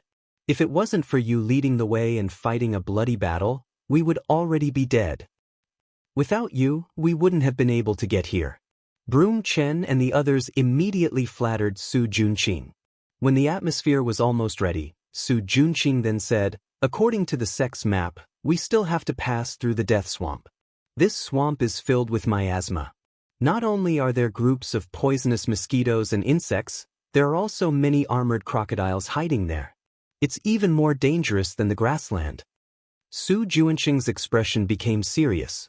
He definitely wasn't trying to scare them. Every time they passed through this swamp, more than half of them would die. Even he had to be extremely careful. Heavens, then wouldn't we be courting death by going to the swamp? Broom Chen shouted exaggeratedly. When the low-ranking disciples heard this news, they turned pale with fright. Before they entered the secret realm, there were more than 1,000 people.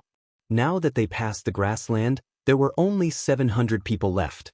If the swamp was even more dangerous than the grassland, then wouldn't it be a 9 out of 10 chance of survival? Lu Tian pitifully grabbed her sister's hand. Su Junqing couldn't be relied on. They had to think of a way to go to senior brother Yunjio. Lu Mei patted her sister's hand. With the current situation, they could only take it one step at a time. Senior brother Yunjio, what should we do?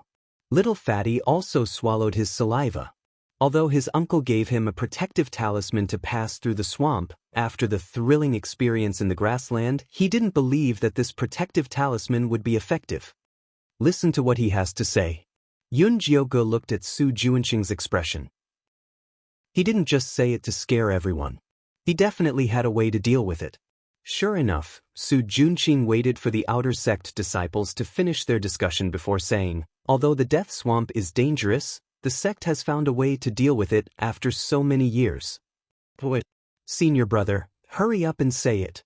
At this point, no one wanted to die. Everyone listen to me. Su Junqing gestured for everyone to calm down. After everyone quietened down, he said, if we want to successfully pass through the death swamp, we have to go to the black water pond that is 10 miles away from here to find the black crystal watergrass. This kind of watergrass can not only dispel the miasma, it can also get rid of poisonous insects. As long as you carry it on your body, even the armored crocodiles won't easily get close. Is the Blackwater Pond very dangerous? They had just experienced a huge battle and were really scared out of their wits. There is a school of second-level sharp fong fish in the Blackwater Pond, but the sect specially refined a type of pill to avoid them. If we sneak in at night, we won't encounter any danger. Su Junqing continued. Senior brother Su, I volunteered to help everyone find the black crystal watergrass. Broom Chun stood up, instantly receiving a round of applause. Someone volunteered to do such a dangerous thing, he had to be encouraged. Junior brother Chin is indeed a good person. I have a total of 6 pills here, and you can choose another 5 people to go with you. Su Junqing said. Junior brother Wang, junior brother Chiu. Broom Chun picked 5 of his subordinates in one breath, and finally pointed in Yunjioji's direction. He smiled and said, Junior brother Yunjio's luck is so strong, I also hope that I can benefit from his luck and help everyone bring back the black crystal watergrass. Chapter 319. When Lu Tian'er heard Broom Chen's words, she tightened her grip on Lu Mei'er's hand. She opened her mouth to say something but could not say a word. Su Junqing and Broom Chen were obviously targeting senior brother Yunjio. Even if they objected, it would be useless. Instead, it would arouse Su Junqing's suspicion. Beside the bonfire, Yunjiogu lowered his reddened eyes. His pale face was expressionless, as if he did not know Su Junqing was targeting him. I'll go too. Ice Heart Lotus suddenly said. Her beautiful eyes reflected the bonfire with a determined glow. Little Fatty hesitated for a moment before saying, Then I'll go too. His voice was so soft that it sounded like a buzzing mosquito. Su Junqing frowned slightly. Although Ice Heart Lotus and Jean Lin were outer sect disciples, there were people in the inner sect. Furthermore, they were not ordinary people. It was fine if something happened to them in the grasslands, but if people knew that he had sent them on a dangerous mission, they would probably hold a grudge. He had to think of a way to stop these 2 troublemakers. At that moment, Yunjiogu said lightly, The quality of the people for this mission is not the quantity. I'll go with senior brother Chin. Senior brother Yunjio. Ice Heart Lotus frowned. Could he not tell that Su Junqing was deliberately messing with him? Perhaps they had already set up a trap at the Black Pool. When do we set off? Yunjiogu looked at Su Junqing. If Su Junqing was leading the team personally, she would still have some reservations. Broom Chen and a few small shrimps, killing them in minutes was not difficult at all. After midnight, Su Junqing smiled. He could not be more satisfied with Yunjioji's cooperation. All right. Yunjiogu nodded. Then he said to Ice Heart Lotus and Little Fatty, I'm tired. I need to rest. You guys go to the side. With that said, he found a place to close his eyes. Ice Heart Lotus and Little Fatty looked at each other. Not knowing what to say, they obediently went to the side. After Su Junqing arranged for the patrolling disciples, he let them sleep on the ground. The night in the small mystic realm was gloomy. There were no stars or moon. The clouds were thick and there was no wind. It was so hot that it was uncomfortable. Although everyone had insect repellent on them, the dark green mosquitoes still buzzed around them. If they were accidentally stared at, they would immediately become a blood bag. Even if they wanted to sleep, it would be very difficult. Su Junqing was also annoyed by the bugs. He opened his eyes and looked at the Lu sisters, only to see that they were refreshed and there were no mosquitoes on them. He couldn't help but wake Lu Tian'er up and ask, Junior Sister Lu, do you have any special insect repellent pills on you? No, we also used the insect repellent powder given by the sect. Lu Tian'er blinked her big eyes and pretended to be ignorant. There was no way she would tell Su Junqing that she had used senior brother Yunjio's bug repellent. Senior brother, have you used up all of your insect repellent powder? I still have some here, senior brother, take it. Lu Miller pretended to wake up and handed over the insect repellent powder given by the sect. No need. He had a lot of these things, but they had no effect on the mosquitoes in this small mystic realm. When Su Junqing thought about how the mosquitoes would be even scarier after entering the swamp, he felt irritated. He wanted to personally go to the Blackwater Pool and bring back the black crystal watergrass. However, he had already formulated a flawless plan. He believed that Broom Chen and the others would definitely be able to kill Cloud9 and bring back the black crystal aquatic grass. Su Junqing felt much better when he thought of this. He decided not to sleep anymore and sat up to wait for the time to come. When the time came, Yun Jiuge got up on time. Many disciples also opened their eyes secretly. Ice Heart Lotus and Little Fatty looked at Broom Chen and the others nervously. "Senior brother Su, can you give us the pills now?" Broom Chen and his 4 subordinates surrounded Su Junqing. "Keep these maps and pills well." Su Junqing took out a map and a small white jade bottle. "Senior brother Su, you can't put all your eggs in the same basket. This black water pool is so dangerous. If something happens to senior brother Chen, won't our black crystal water grass go to waste?" Little Fatty complained, completely ignoring Broom Chen's threatening gaze. "That's right. It's better to distribute the pills now." Ice Heart Lotus also said. Su Junqing rolled his eyes and said with a smile, "Junior brothers are right. Let's distribute them now." He poured the black pills in the jade bottle into his palm and said to Broom Chen and the others, "This is the qi-concealing and water-repelling pill refined by the sect. Not only can it cover up the human smell, it can also prevent water from escaping. Even if you enter the water, you won't have to be afraid of being discovered by the sharp-teeth fish." "Thank you, senior brother." Broom Chen took one. The others followed with Yun Jiuge at the back. "Junior brother Yun Jiu, you have to be careful during this mission. So many of our lives are in your hands." Su Junqing personally placed the black pill into Yun Jiuji's palm. "Senior brother Su, don't worry. I definitely won't let you down." Yun Jiuge said word by word in a serious tone. "Alright, it's getting late. You guys should hurry over." Su Junqing said with a smile. "Senior brother, just wait for our good news." Broom Chen cupped his hands, exchanged a look with Su Junqing, and led the others out of the canyon. Under the worried gazes of Little Fatty, Ice Heart Lotus, and the Lu sisters, Yun Jiuge silently left with Broom Chen. 10 miles away from the camp, there was a pitch-black pool of water embedded in the sunken canyon. Not a single blade of grass grew around the pool. There were no signs of humans, birds, or beasts. The pool was even darker than the night sky. It was pitch black, and even when the wind blew, it didn't cause any ripples. At this moment, Yun Jiuge, Broom Chen, and the others were standing by the side of the black pool. "Junior brother Yun Jiu, hurry up and eat the pill. The sooner we find the black crystal water grass, the sooner our fellow brothers can rest assured." Broom Chen said seriously. Under the nervous gazes of Broom Chen and the others, Yun Jiuge slowly put the black pill that Su Junqing had just given him into his mouth. Then he placed his tongue on the roof of his mouth. Although Broom Chen heaved a sigh of relief, he didn't dare show it on his face. Instead, he pretended as if nothing had happened and said to the others, "Everyone relax. After eating this pill, the sharp-toothed fish will definitely avoid us. Let's hurry into the water and try to get more black crystal water grass back." After saying that, he called out to Yun Jiuge, "Junior brother Yun Jiu, you go first." Their plan was to kill Yun Jiu in the water. If he didn't go into the water, it would be troublesome. "Let's go together," Yun Jiuge said calmly. "All right, then let's go together." Broom Chen nodded readily, then led the way into the pool. "Junior brother Yun Jiu, let's go." The other 4 disciples looked at Yun Jiuge with smiles.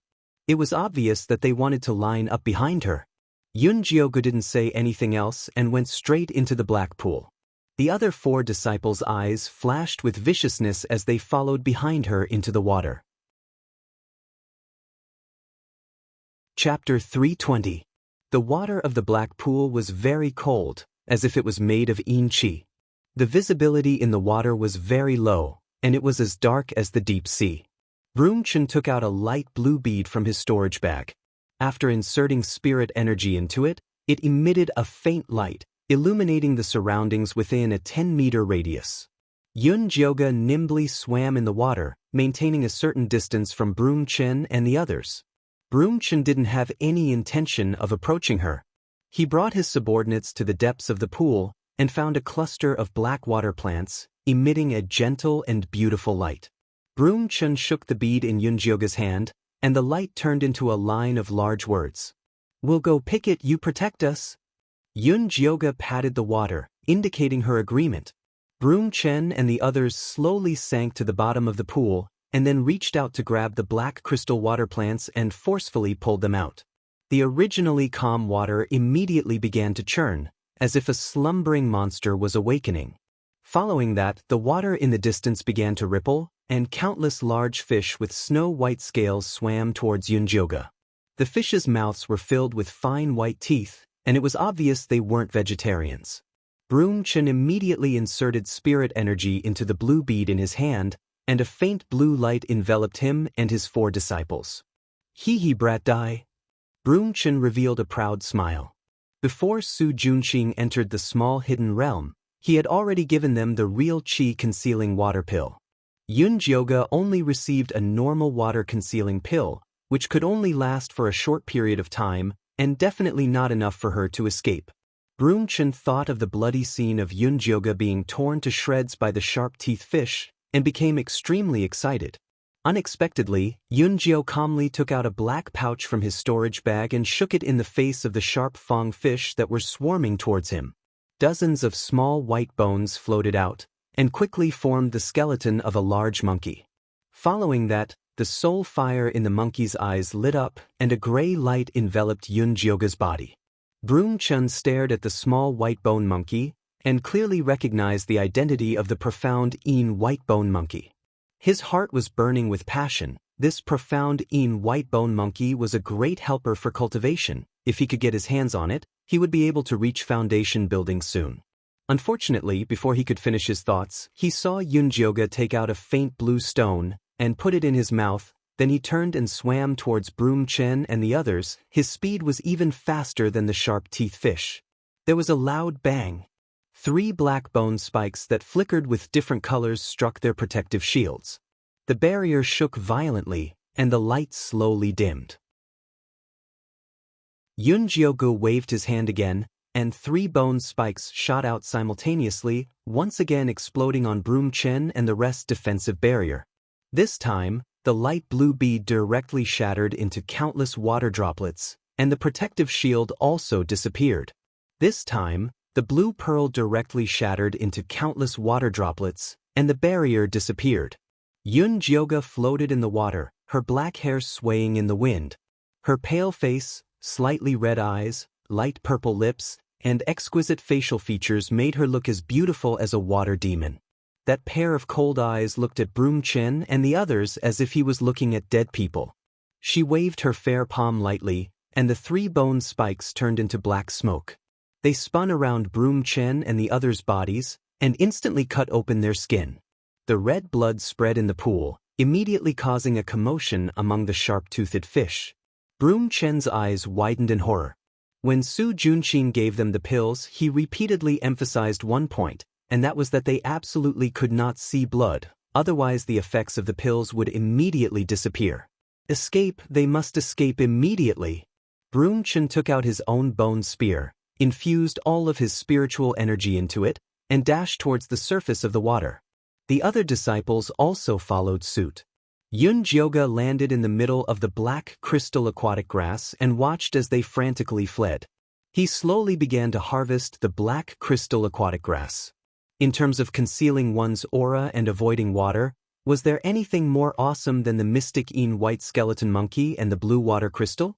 Those sharp-toothed fishes ignored her and the white bone monkey, crazily chasing after Broom Chen and the others. Broom Chen and the others struggled with all their might in the water, but their flesh was still bitten off by the sharp-toothed fishes. The entire pool was dyed red with blood. In the small canyon, Su Junqing was not sleepy at all. From time to time, he would glance at the entrance of the canyon. According to his calculations, Broom Chen and the others should have completed their mission and returned. Why was there still no movement? At this moment, the patrolling disciple ran back excitedly and said, "Senior Yunjio is back, and he even brought back a lot of black crystal aquatic grass." Just as he finished speaking, a slender figure appeared at the entrance of the canyon. He was carrying a large bundle of black crystal aquatic grass that was slightly covered in water vapor. The storage bag on his waist had a small opening, and a bundle of black crystal aquatic grass flowed out, as if it could not be filled and could not be pulled out. Senior Yunjio is too awesome. When the disciples saw the black crystal aquatic grass, they all cheered. What did it mean for Senior Yunjio to carry it on his back? It meant that the storage bag could not hold it anymore. These low-level disciples were previously worried that there would not be enough black crystal aquatic grass, and that they would not receive much. Now, it seemed that there was more than enough. When Su Junqing saw that Yun Jiogo had returned, he was so angry that he almost exploded. Broom Chen and the others were really useless. The trap that he had meticulously designed actually allowed Yun Jiogo to survive. Senior Su, with so many black crystal aquatic grass, we should have no problem crossing the deathly swamp, right? Lu Tiana acted as if she did not see Su Junqing's ugly expression and asked with a sweet smile. It shouldn't be a problem. Su Junqing forced a smile. Senior Su, fortunately, we did not disappoint you. Yun Jiogo threw the pile of black crystal aquatic grass in front of Su Junqing. Junior Yun Jio is really lucky. Su Junqing squeezed out a comforting smile, then looked behind Yun Jiogo and asked, "Where are Junior Chen and the others?" Senior Chen and the others accidentally cut their hands while picking the black crystal aquatic grass and attracted a lot of sharp-toothed fish. At that time, the situation was critical, and for the sake of the bigger picture, they let me leave with the black crystal aquatic grass first. In the end, they were surrounded by the sharp-toothed fish and died in the line of duty. Not even their bones were left. Yun Jioji's face was expressionless, but his voice was filled with pain. Sob sob sob, Senior Chen is really righteous. Sob sob sob, we will not forget Senior Chen's kindness. The Lu sisters immediately started sobbing. All the disciples also expressed that Senior Chen had died a worthy death and that they would definitely remember it in their hearts. Pui, what do you mean by dying in the line of duty? It was clearly you who secretly killed them. Su Junqing roared in his heart, but now that the crowd was in high spirits, he did not want to pour cold water on them. He could only force a smile and say, "When we return, I will definitely report Junior Chen's heroic deeds to the sect and record their contributions." Yes. All the disciples nodded their heads, but at the same time, they were thinking, he's already dead, what's the use of recording his contributions? Chapter 321. Senior Brother Su, the dead are already dead. The living are more important. Take a look at how to distribute the black crystal aquatic grass. As Yun Jioga spoke, he poured out the black crystal aquatic grass from his storage bag. She had purposely dove into the deepest part of the black water pool and found a patch of black crystal aquatic grass that was over 100 years old. She even picked the best quality ones. Each of the black crystal aquatic grass was 3 feet long and completely black. They shone faintly even after leaving the water. It was obvious that they were of the highest quality. These black crystal aquatic grass are of high quality. Everyone only needs one. Su Junqing focused and distributed the black crystal aquatic grass. The human-sized black crystal aquatic grass was distributed to more than 700 disciples. There was still a large pile left. Su Junqing naturally had to take care of the rest. At this time, Yun Jioga spoke, "Why don't we give everyone one more? It's better to be prepared." That's right, there are still so many left. It's more than enough to give everyone one more. Little Fatty hurriedly agreed. The other disciples naturally agreed as well. What was in their hands belonged to them. If they left it with Su Junqing, they would have to beg him to use it. If they didn't beg, they would lose their lives. Although Su Junqing was unwilling, these black crystal aquatic grass were brought back by Yun Jioga. If he wanted to distribute it, he would lose the hearts of the people if he stopped him. Alright, then everyone will take one more. Su Junqing distributed another round of black crystal aquatic grass. Finally, there were only about 10 left. He put them away with a pained expression. Then he ordered, "Everyone, rest for 45 minutes. Then we will head to the deathly swamp." The disciples carefully stored the black crystal aquatic grass in the safest place. Then they checked their storage bags. 45 minutes later, they set off on time. After Yunjoga and the others walked through a large wasteland, they finally arrived at the deathly swamp. From afar, it looked like an endless stretch of brown swamp. The swamp looked very calm. There were no mosquitoes, no armored crocodiles, and not even miasma. Senior brother Su, is this the deathly swamp? It doesn't look very dangerous. Lu Tiana looked left and right but couldn't see the aura of death. There must be a reason behind this. Everyone be careful. After the blood earthworm in the grassland, Su Junqing didn't dare to underestimate this swamp. After he took out the demonic flower bone spur, he thought that it wasn't safe, so he opened a small red pouch covered with runes. A beautiful woman wearing a red palace dress appeared beside him. The girl's face was pale, her eyes were lifeless, her eyebrows were like a painting, and there was a very eye-catching red mole. It was Yi Yunji that had been refined into a Yin corpse. Senior brother Su, is this your life source Yin corpse?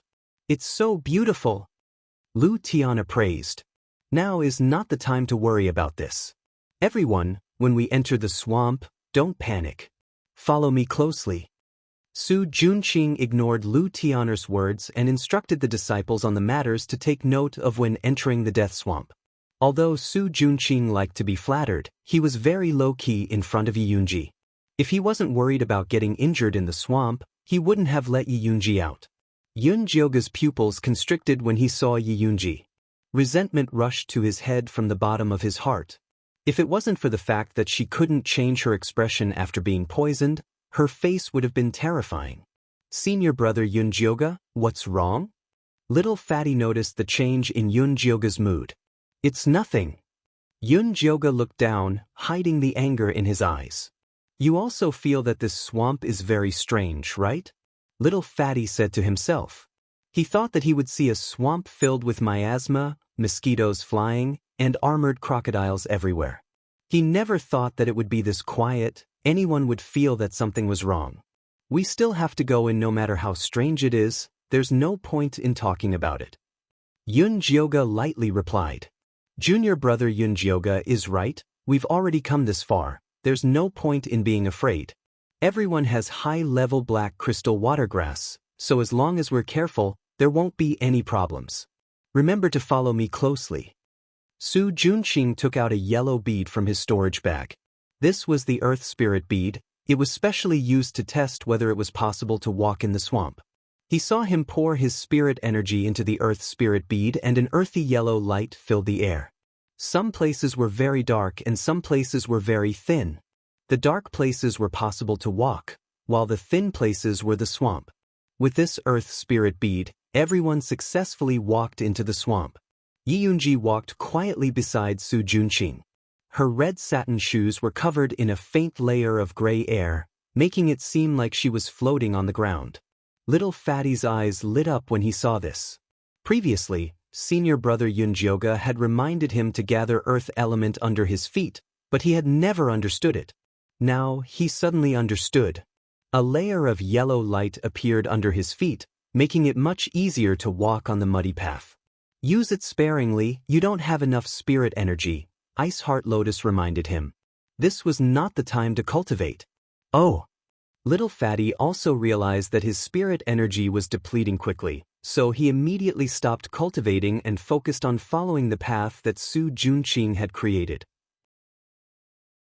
From the outside, the swamp looked very calm, but once they entered, they realized that it was extremely hot and stuffy. It was like a steamer, making it hard for them to breathe. Sweat kept flowing out, and even drinking water was useless. The path was terrifyingly calm, as if they were walking in a graveyard. There was no sound at all, not even the sounds of insects, fish, birds, or beasts. Senior brother Yunjioga, something doesn't seem right. Little Fatty looked left and right, feeling a chill run down his spine. Yunjioga had been observing the swamp the whole time. When he heard Little Fatty's words, he took out a white feather-like leaf from his storage bag and threw it on the swamp. What is this? Little Fatty asked curiously. This is a white feather leaf, a medicinal herb used to dispel moisture. It can float on water and not sink, Yunjioga explained simply. Then why did you throw it here? Little Fatty didn't understand what dispelling moisture had to do with the swamp. You'll understand later. Yun Jioga didn't explain and continued walking with Su Junqing. After walking through another 2 swamps, Little Fatty finally understood what Yun Jioga meant. The white feather leaf that he had thrown out earlier appeared in front of him again. We've been walking in circles, Little Fatty cried out involuntarily. Su Junqing's expression turned ugly when he saw the white feather leaf. If it wasn't for Yun Jioga's probing, he would probably have continued to lead the group in circles. Senior brother Yun Jioga, have we encountered a ghost wall? Then what should we do? The disciples were all panicking, and all of them went to ask Yun Jioga, leaving Su Junqing to the side. This isn't a ghost wall, it should be some kind of illusion technique. As for how to break it, we'll need to borrow senior brother Su's earth spiritual bead. Yun Jioga looked at Su Junqing indifferently. She couldn't open her spiritual eye, so she could only rely on external objects. Chapter 322. Su Junqing's expression changed, but he still obediently took out the earth spirit bead.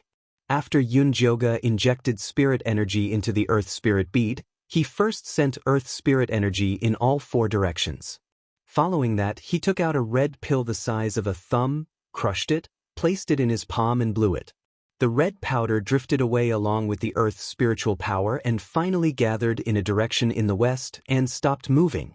I never expected the fantasy-breaking pill to be used like this. What an eye-opener. Ice Heart Lotus said emotionally. His sister-in-law was a level 4 alchemist of the Een Corps sect. He had been by her side since he was young and thought that he had seen a lot. He never expected that he would gain new knowledge today. Everyone, attack that place with me. Yun Jioga was the first to raise a black bone spike and attack the place where the red powder was gathered. Su Junqing also raised his demonic flower bone spike and turned into a black stream of light that followed behind Yun Jioga's bone spike. Amidst the rumbling, a dark green flower suddenly appeared in the originally empty place. The stamen of the flower was in the shape of a bloody mouth and it was constantly breathing out black mist. Su Junqing pinched his fingers and the 3 black flowers on the demonic flower bone spike flew out and tore the strange green flower into pieces. After the illusion was dispelled, the real death swamp appeared in front of everyone. Rolling reddish-gray mist instantly appeared with mosquitoes flying around. The armored crocodiles were at their feet in the swamp, waiting for them to fall into the pot with their mouths wide open. A disciple accidentally fell into the swamp in a panic and was immediately drowned by the armored crocodiles. Yun Jioga reacted quickly and shot out a inchi rope to pull the person up. In the end, the area below his waist was badly mangled by the armored crocodiles. Many disciples turned pale with fright when they saw the bloody scene. The group began to panic. Everyone has the black crystal watergrass on you. These armored crocodiles will not approach you. Just hold your ground.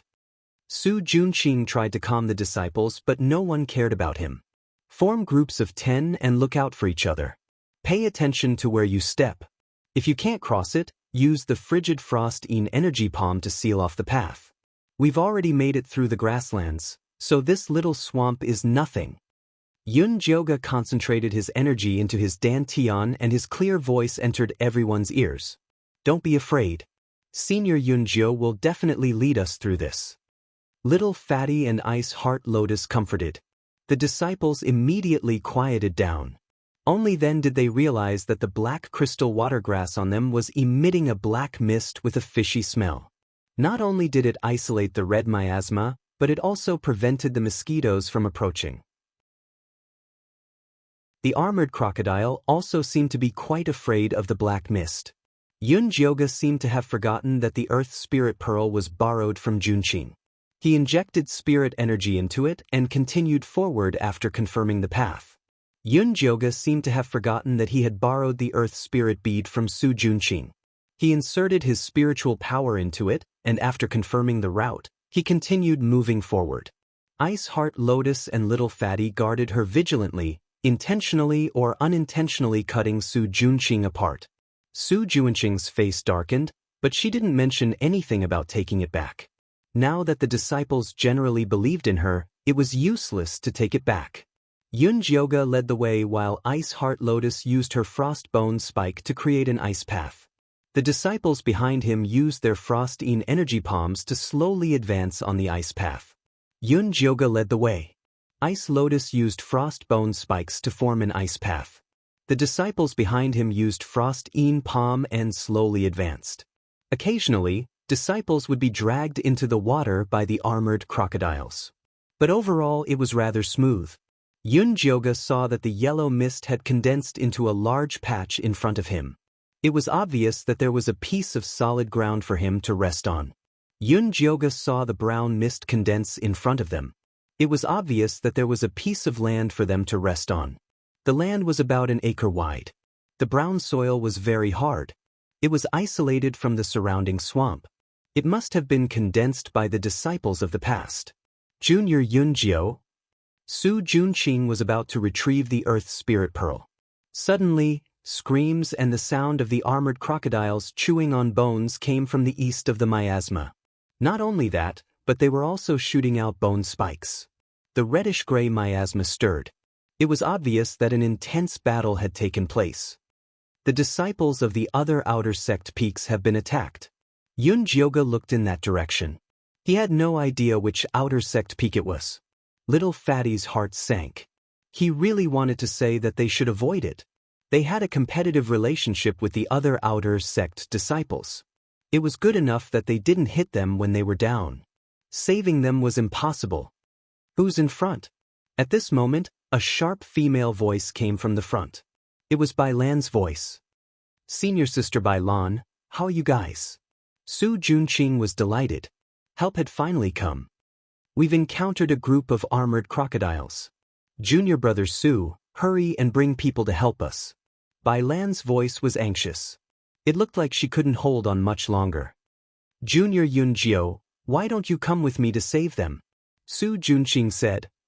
The disciples here need me more. Yunjioga rejected decisively. Previously, she gave Su Junqing face because she didn't want him to have an excuse. Now that the disciples were on her side, there was no need to put on an act. Su Junqing's face turned cold. He didn't continue persuading her. He only looked at the remaining Qi disciple level 5 disciples and the Lu sisters. Which one of you will come with me? The disciples all lowered their heads and pretended to be tired. The Lu sisters said pitifully, Senior brother, the two of us can't even protect ourselves. How can we save people? Good. You're all good. Su Junqing nodded viciously and turned to leave. Yi Yunji floated leisurely behind him, her red sleeves gradually disappearing into the miasma. Senior brother Yunjio, senior brother Su seems angry.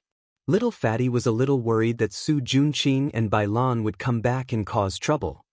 We'll deal with it when it comes. Yunjioga wasn't afraid of them. Not long after, Su Junqing brought Bailan and the rest to this small piece of land. There were originally 1,000 disciples on peak number 3. Now there were only 300 or so left. None of the rank 2 disciples were left. Apart from Bailan, the 300 people were all in a sorry state. They all had injuries on their bodies. It was obvious that they had experienced countless bloody battles. Junior brother Su is really capable. Bailan looked at the remaining 700 people on peak number 2. She was extremely shocked. This time, when they entered the small mystic realm, the situation they encountered was completely different from what the sect had provided. There was danger everywhere. She had relied on a rank 3 corpse Qi ghost lantern to protect so many high-level disciples. She had thought that her losses on peak number 3 were already considered low. She didn't expect Su Junqing to have even fewer. But the strange thing was that quite a few of Broom Chen's high-level disciples had died, but 2/3 of the rank 2 disciples had survived. It seemed like there was something fishy going on. Chapter 323. Senior Sister, you must be joking. I don't have that ability. It's all thanks to junior brother Yunjio. If he hadn't brought back a batch of high-grade black crystal aquatic grass from the black pool, we probably wouldn't have crossed the swamp so easily, Su Junqing said with a faint smile. High-grade black crystal aquatic grass? Bailan's eyes immediately lit up. They had previously gone to search for black crystal aquatic grass, but unfortunately, they had only brought back ordinary ones. As a result, they had lost dozens of people the moment they entered the swamp. If they had high-grade black crystal aquatic grass to protect themselves, they would be able to survive. That's right. Each disciple gets 2. I still have 10 left. Senior Sister Bailan, take them if you want to use them. Su Junqing readily took out the black crystal aquatic grass. 10 was obviously not enough. Bailan immediately cast her gaze on the low-grade disciples and ordered, "Take out the aquatic grass." The low-grade disciples on peak number 2 had a change in expression. They looked at Su Junqing, only to see him smiling mockingly. He had no intention of standing up for them. Clearly, he was still holding a grudge against them for not giving him face. "Do you want the grass or your life? Choose." Bailan raised her bone spear and aimed it at the low-grade disciples. The 300 or so high-grade disciples behind her also revealed ferocious expressions. They looked like they would snatch the grass at any moment of disagreement.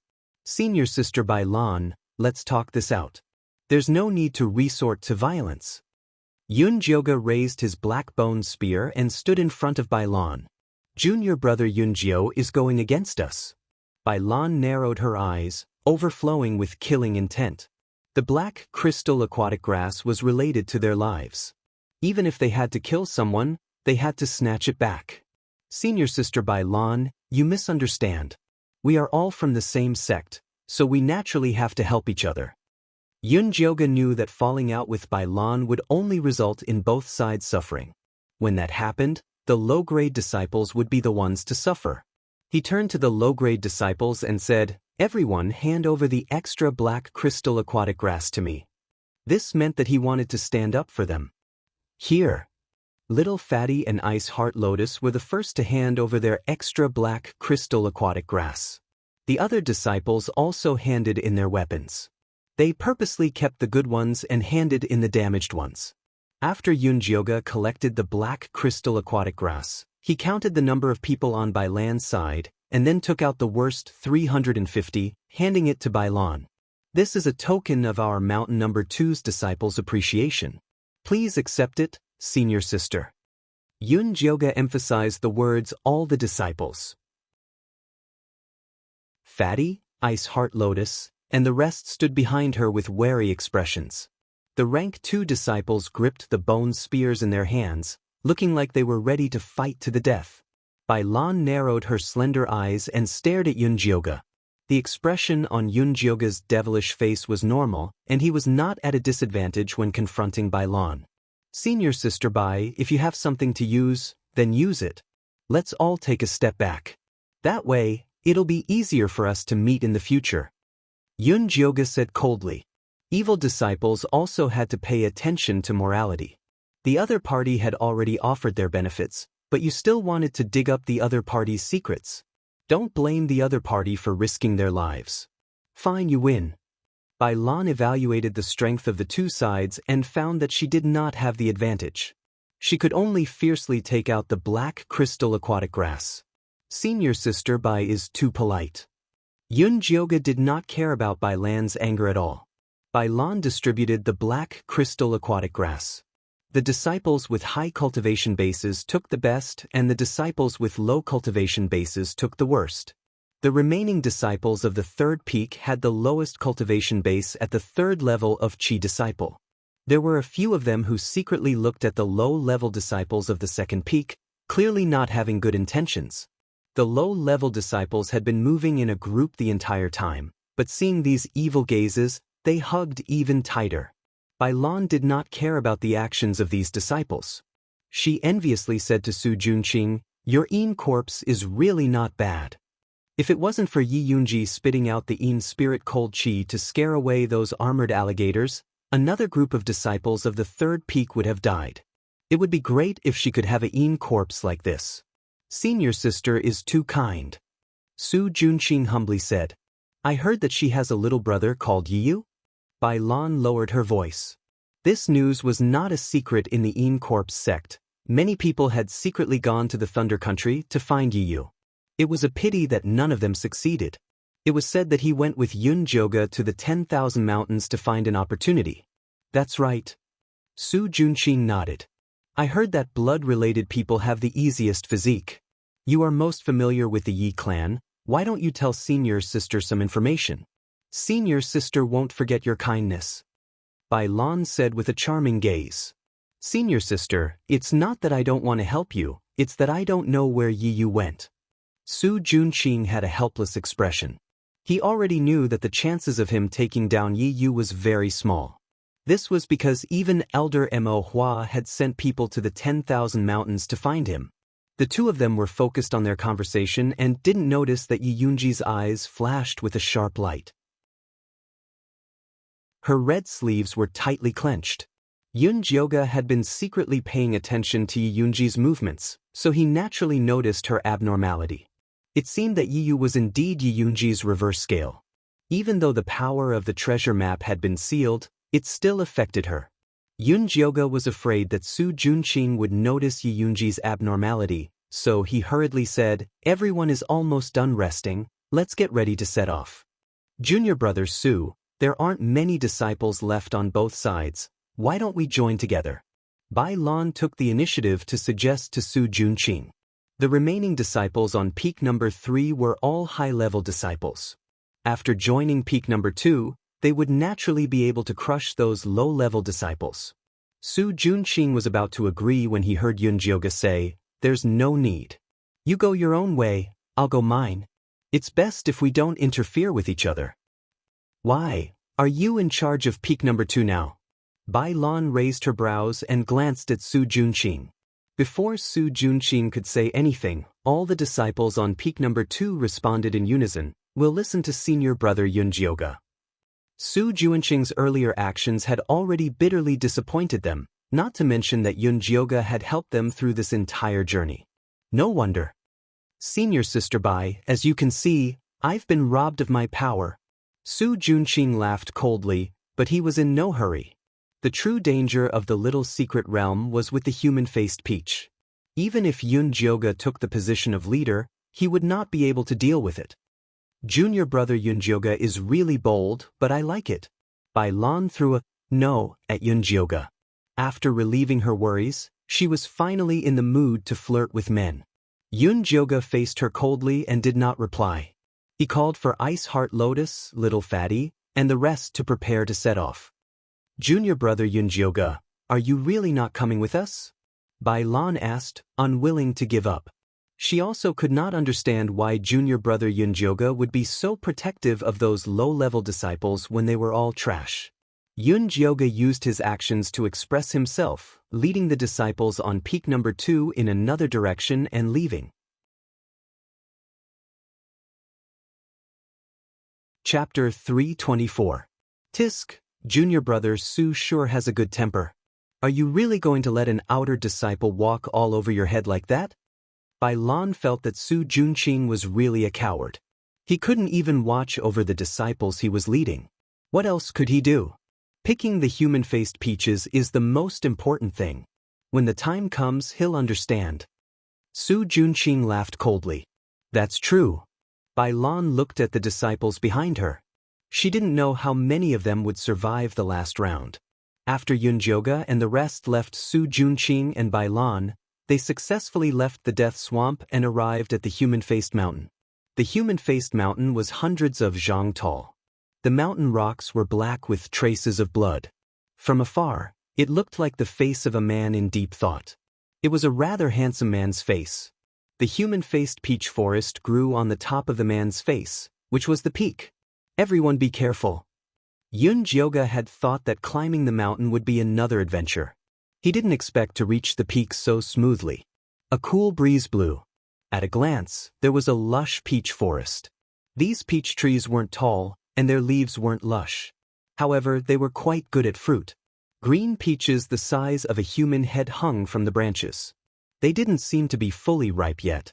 When Yun-joga and the rest entered the peach forest, the originally quiet peach trees seemed to be startled awake. Following that, the peaches all trembled slightly. Faces appeared on them, opening their eyes and looking at them greedily. Among them were wrinkled old men and women, young men and women with smooth skin, and adorable little children. Although there were all kinds of faces, all of them had a ferocious expression. They looked at Yoonjioga and the rest like they were looking at prey. These peaches look so disgusting. Lu Tian'er had a look of disgust. She couldn't imagine how she was going to swallow them. Senior brother Yoonjio, should we pick them now? Little Fatty didn't find it disgusting. As long as it was helpful for cultivation, he could swallow it no matter how disgusting it was. However, these human-faced peaches were mainly for corpses. Living people couldn't eat them. Everyone, check the surroundings carefully. See if there are any demonic beasts guarding. Yoonjioga felt that this human-faced peach forest wouldn't be so simple.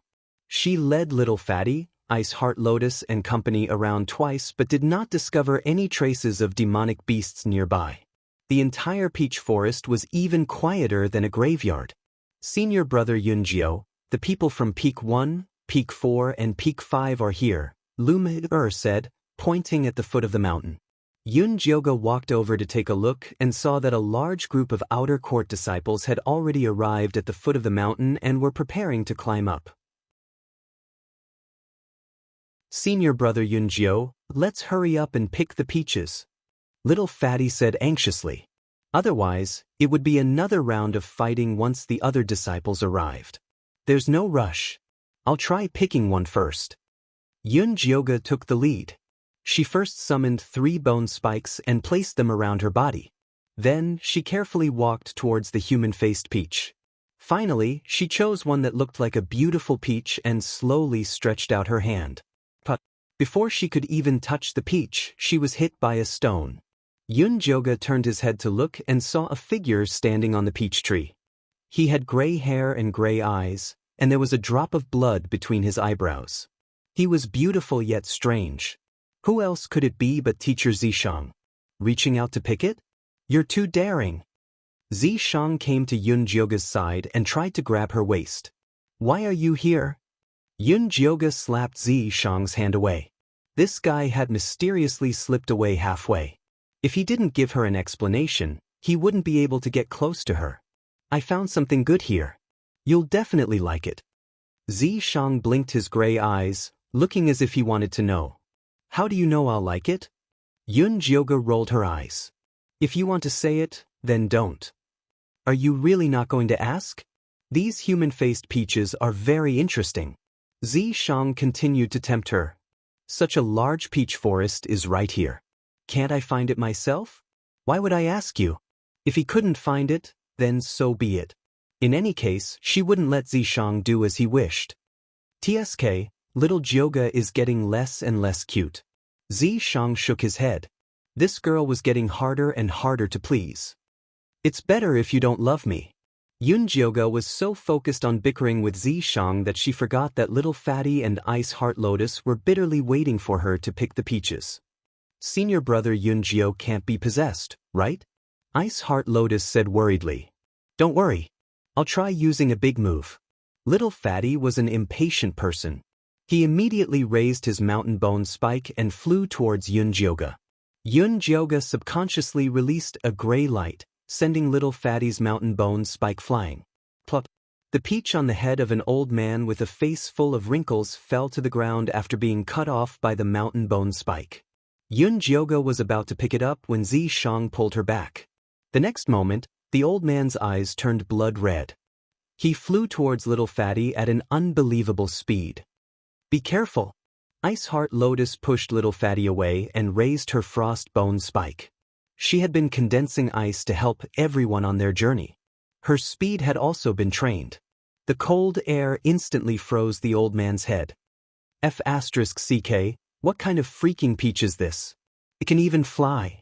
Little Fatty still had a lingering fear. He felt that the peach was no better than a demonic beast. Just as he finished speaking, Ice Heart Lotus suddenly shouted, "Not good!" The human-faced peach actually broke through the ice seal and pounced on a low-level disciple. It opened its bloody mouth and bit down.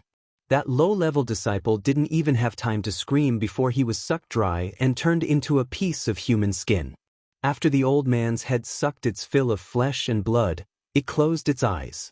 Its expression became incomparably peaceful. The greenish-white skin turned bright red, and a ripe fragrance wafted out. Is this why you didn't let me pick the peach? Yun Jioga's expression was solemn. She didn't expect that the ripe human-faced peach would actually devour a person's flesh and blood. That's right. Zishang nodded. Senior brother Yunjio, this peach is too evil. The Lu sisters looked at the densely packed faces in the peach forest. They only felt their stomachs churning. It was incomparably disgusting. Jean Lin, what's going on with me? Yunjioga looked at little Fatty. She didn't believe that little Fatty didn't know the truth behind the human-faced peach. I really didn't know that this human-faced peach could actually eat people. My uncle only said that every year when the outer sect disciples enter the little secret realm, they have to pick 500 human-faced peaches. If they don't pick enough, they won't be able to open the little secret realm. Little Fatty was so scared that his round face turned pale. His uncle had only given him a stack of defensive talismans and told him to take it easy and just hang on until the end. My sister-in-law also said the same thing. Ice Heart Lotus also had quite a number of defensive talismans on her. Yun Jioga frowned. She finally understood why so many low-level disciples entered the little secret realm to pick human-faced peaches. They were using human lives to speed up the ripening of the peaches. The Een Corpse sect was truly evil. They didn't care about human lives at all.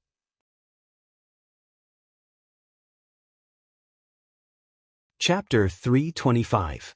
You weren't the one who let them in. Don't push the blame onto yourself. Zishang rubbed Yunjioga's head. As long as this little head was fine, nothing else mattered to him. You're not a good person either. Yunjioga glared at him. Of all the demons and ghosts, demons were indeed the worst. Just look at Zishang and you'll know. Zishang rubbed his nose and silently retreated to the side. A woman who liked to vent her anger on others was not to be trifled with. Woo, senior brother Yunjio, we don't want to die. Many of the rank 2 disciples began to cry. They had gone through so much to get here, but they had not expected that they would become nourishment for the human-faced peaches. This was too cruel. Don't worry, I won't feed you to the human-faced peaches. These low-level disciples were from the same sect as her. They had always been cultivating honestly and had never made any mistakes. They should not die here. That's not up to you to decide. A loud voice rang out from behind Yunjioga. Yunjioga turned around and saw that Wolf Fong and the Han brothers had brought the outer sect disciples over.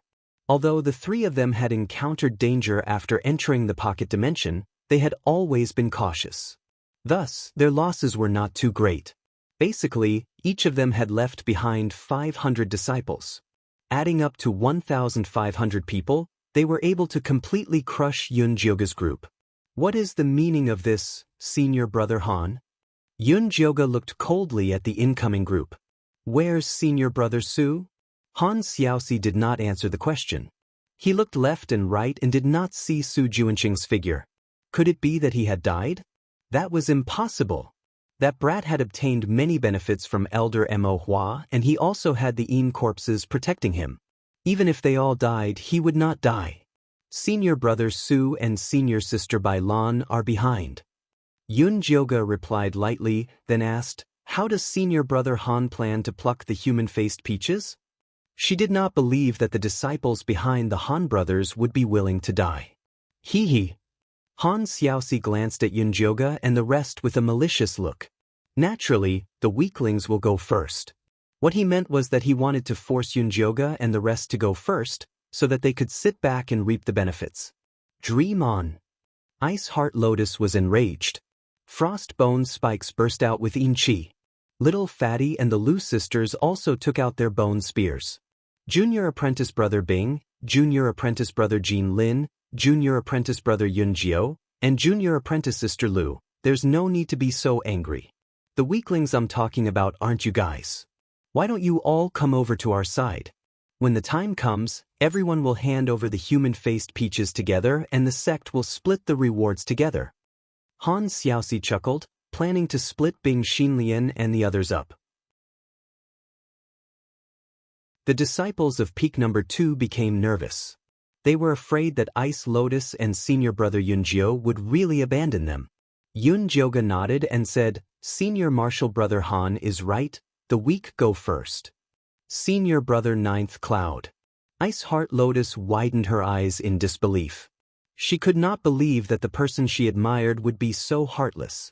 Yunjioga ignored him and continued to speak to Han Xiaoxi. "So, you guys go first." What? Han Xiaoxi thought he had misheard. "Didn't you say that weaklings go first?" Yunjioga raised his eyebrows and glanced at him with disdain. "Then why don't you hurry up and go in to pick the peaches?"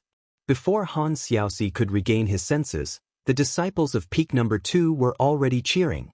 Ice Heart Lotus and Little Fatty even pointed their middle fingers at Han Xiaoxi excitedly. "Coward, weakling, you guys go first."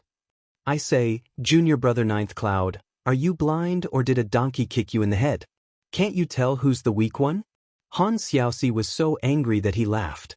Ignoring the strength of the two brothers and Wolf Fong, the disciples behind them had all been eliminated through several dangerous situations. Even the weakest among them was Qi Refinement Level 3 and their battle abilities were very strong. Although there were more than 700 disciples on peak number 2, more than half of them were stage 2 disciples. How could they fight against them? Of course, Yunjioga was not kicked by a donkey. At that moment, Zishang was squatting on a tree not far from Wolf Fong and the Han brothers. With a single command from her, she could chop off their heads and feed them peaches. However, Yunjioga did not want to do that. She took out her bone spear and said to the Han brothers, "We'll know who's stronger after a battle." "Alright then, let us fight you." Han Xiaodong jumped out first. 2 against 1. "Aren't you too shameless?" Ice Heart Lotus said angrily. "We brothers have always fought together. If you're afraid of death, just admit defeat." Although Han Xiaodong looked like a butcher, he was actually very cunning and never underestimated his enemies. No matter who he faced, he would fight together with his brothers. "Senior brother Ninth Cloud, I'll fight with you." Ice Heart Lotus pulled out her bone spear, looking full of fighting spirit. "There's no need. Stand down." Yunjioga had her own reasons for challenging the Han brothers. She was not acting on impulse. "Junior brother Ninth Cloud, you have guts." Han Xiaodong gave a thumbs up. Before he finished his sentence, a bone spear that looked like a dog beating stick smashed towards her face. Han Xiaoxi also took out his bone spear to seal off Yunjioga's path. The two brothers attacked without even saying a word. They were extremely despicable. If it were anyone else, they would have fallen for it. Thankfully, Yunjioga was prepared. With a wave of her psychedelic bone spear, a black mist instantly spread and covered her figure. The Han brothers immediately became cautious when their attacks missed. They immediately recalled their bone spears and carefully examined the black mist in front of them. "Zishang, come in." Yunjioga silently called out to the mark. "What's the matter?" Zishang jumped into the black mist from the tree. "When I attack later, help me hold the Han brothers in place. However, don't let them notice anything amiss." Yunjioga did not have time to waste with the two brothers. She had to strike them with one strike and completely scare them. However, she could not do it with her current strength. She could only ask Zishang for help. "Where's the reward?" Yunjioga had not asked him for help in a long time. He would be a fool if he did not seize the opportunity to ask for the reward. "For you." Yunjioga generously wrapped her arms around Zishang's neck and kissed him on tiptoe. Zishang's left hand embraced her waist and deepened the kiss while his right hand groped her body. The Han brothers never expected their opponent to be in the mood to hide in the black mist and kiss in such a tense battle atmosphere. Furthermore, his actions were getting more and more erotic. "Xiaoxi, why don't we force our way in?" Han Xiaodong looked at the calm black mist solemnly. The bone spear in his hand shone with a cold light. Back when he and his younger brother wandered about, they were chased by people and dogs. They had suffered countless hardships, so when he was refining his bone spear, he subconsciously refined a dog-beating stick. "Let's go." Han Xiaoxi nodded without hesitation. Chapter 326. The Han brothers were tough. No matter what kind of strong opponent they faced, they would always attack, attack, and attack. Not to mention that their current opponent was only an outer disciple at the third stage of Chi disciple. If they still cowered like this, wouldn't they be a laughingstock? The two brothers raised their bone spikes at the same time and attacked the black mist one after the other. Inside the black mist, Yun Jioge was dizzy from Zi Shang's kisses and was desperately trying to push his chest away. This guy was really insatiable. She just wanted to kiss him once, and he actually stuck his tongue in. Now, he was still hugging her tightly and wouldn't let go. Now that the Han brothers were here, what did he want? Zi Shang was addicted to kissing her and couldn't bear to let her go. His left hand tightened and his right hand waved casually. The black mist from the bone spikes expanded and instantly engulfed the Han brothers. Then Yun Jioge's 4 bone spikes, Bone Breaker, Hallucination, Venom, and Bloodthirst, shot out terrifying rays of light and sent the Han brothers flying. The Han brothers fell face down and dug 2 deep ditches in the ground. Finally, they crashed into the rock wall and fainted. Silence. Deathly silence. Ice Heart Lotus and Fatty's cheers were stuck in their throats. The Lu sisters' eyes widened and they looked like they were about to explode. Wolf Fong stared at the 4 bone spikes hovering above the black mist. Although they were beyond recognition, he could still recognize them as the Gale Wolf bone he sold to the mysterious masked man. So this junior brother Yunjio was the expert who helped him remove the poison. Wolf's deep eyes stared at the black fog that was constantly rolling. Although he couldn't see anything, he could imagine the devilishly beautiful junior brother Yunjio standing there in high spirits. High spirits? This was a huge misunderstanding. Yun Jioge was kissed so hard that she wanted to bang her head against the wall. She could tolerate having sex with Zi Shang in the wild, in a cave, or even with a horse, but she couldn't tolerate having sex in front of thousands of people. Although the black mist was blocking it, it was still very embarrassing.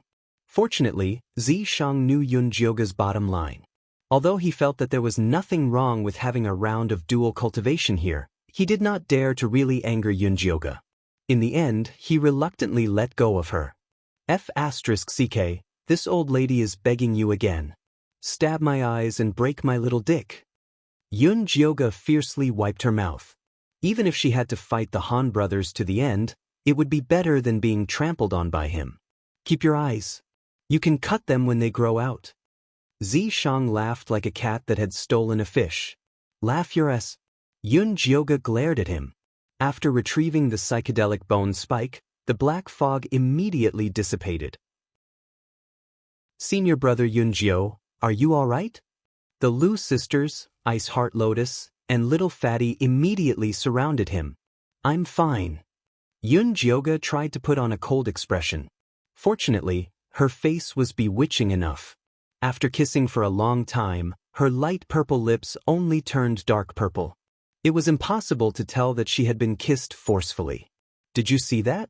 Our senior brother Yunjio is not afraid of you. If you dare to call us weak, we'll beat you to death. Little Fatty shouted arrogantly. Junior brother Yunjio, according to the sex mission, we must pluck 2,500 human-faced peaches from all 5 peaks. Otherwise, the exit of the little secret realm will not open, and we will be trapped here until we die, Wolf Fong said calmly. If possible, he did not want to send his fellow disciples to their deaths. But the sex orders could not be disobeyed. If they did, they would all die together. I didn't say that we won't pluck the human-faced peaches. Yun Jioge just did not want to use the lives of his disciples. Then what do you mean? Wolf Fong could tell that this junior brother Yunjio was not a foolish person. Could it be that he really had a good idea? These human-faced peaches need to be fed with flesh and blood to ripen. But it doesn't have to be our flesh and blood. If we can find other demonic beasts, we can do the same. This was Yun Jioge's plan. There were many demonic beasts in the Death Swamp and Lizard Grassland. If they were used to feed them, they could similarly ripen the human-faced peaches. Catching demonic beasts would only result in more deaths than plucking the human-faced peaches. Wolf Fong felt that this idea was simply wishful thinking. At that time, if the disciples died and the demonic beasts could not be caught, that would be a double loss. As long as we can grasp the right method, There won't be too many casualties. I can guarantee that there will be fewer deaths than now. Yun Jioga naturally dared to say such words because he was confident. What idea do you have? Zi Shang and Wolf Fang asked at the same time. I have a beast drawing pill here that can attract demonic beasts over. At that time, we can set up a trap and capture them easily. Yun Jioga felt that this was the best idea. Senior brother Yun Jio, this is a good idea. Right, I think so too. Catching demonic beasts is better than killing our fellow disciples. That's not true. No one wants to die.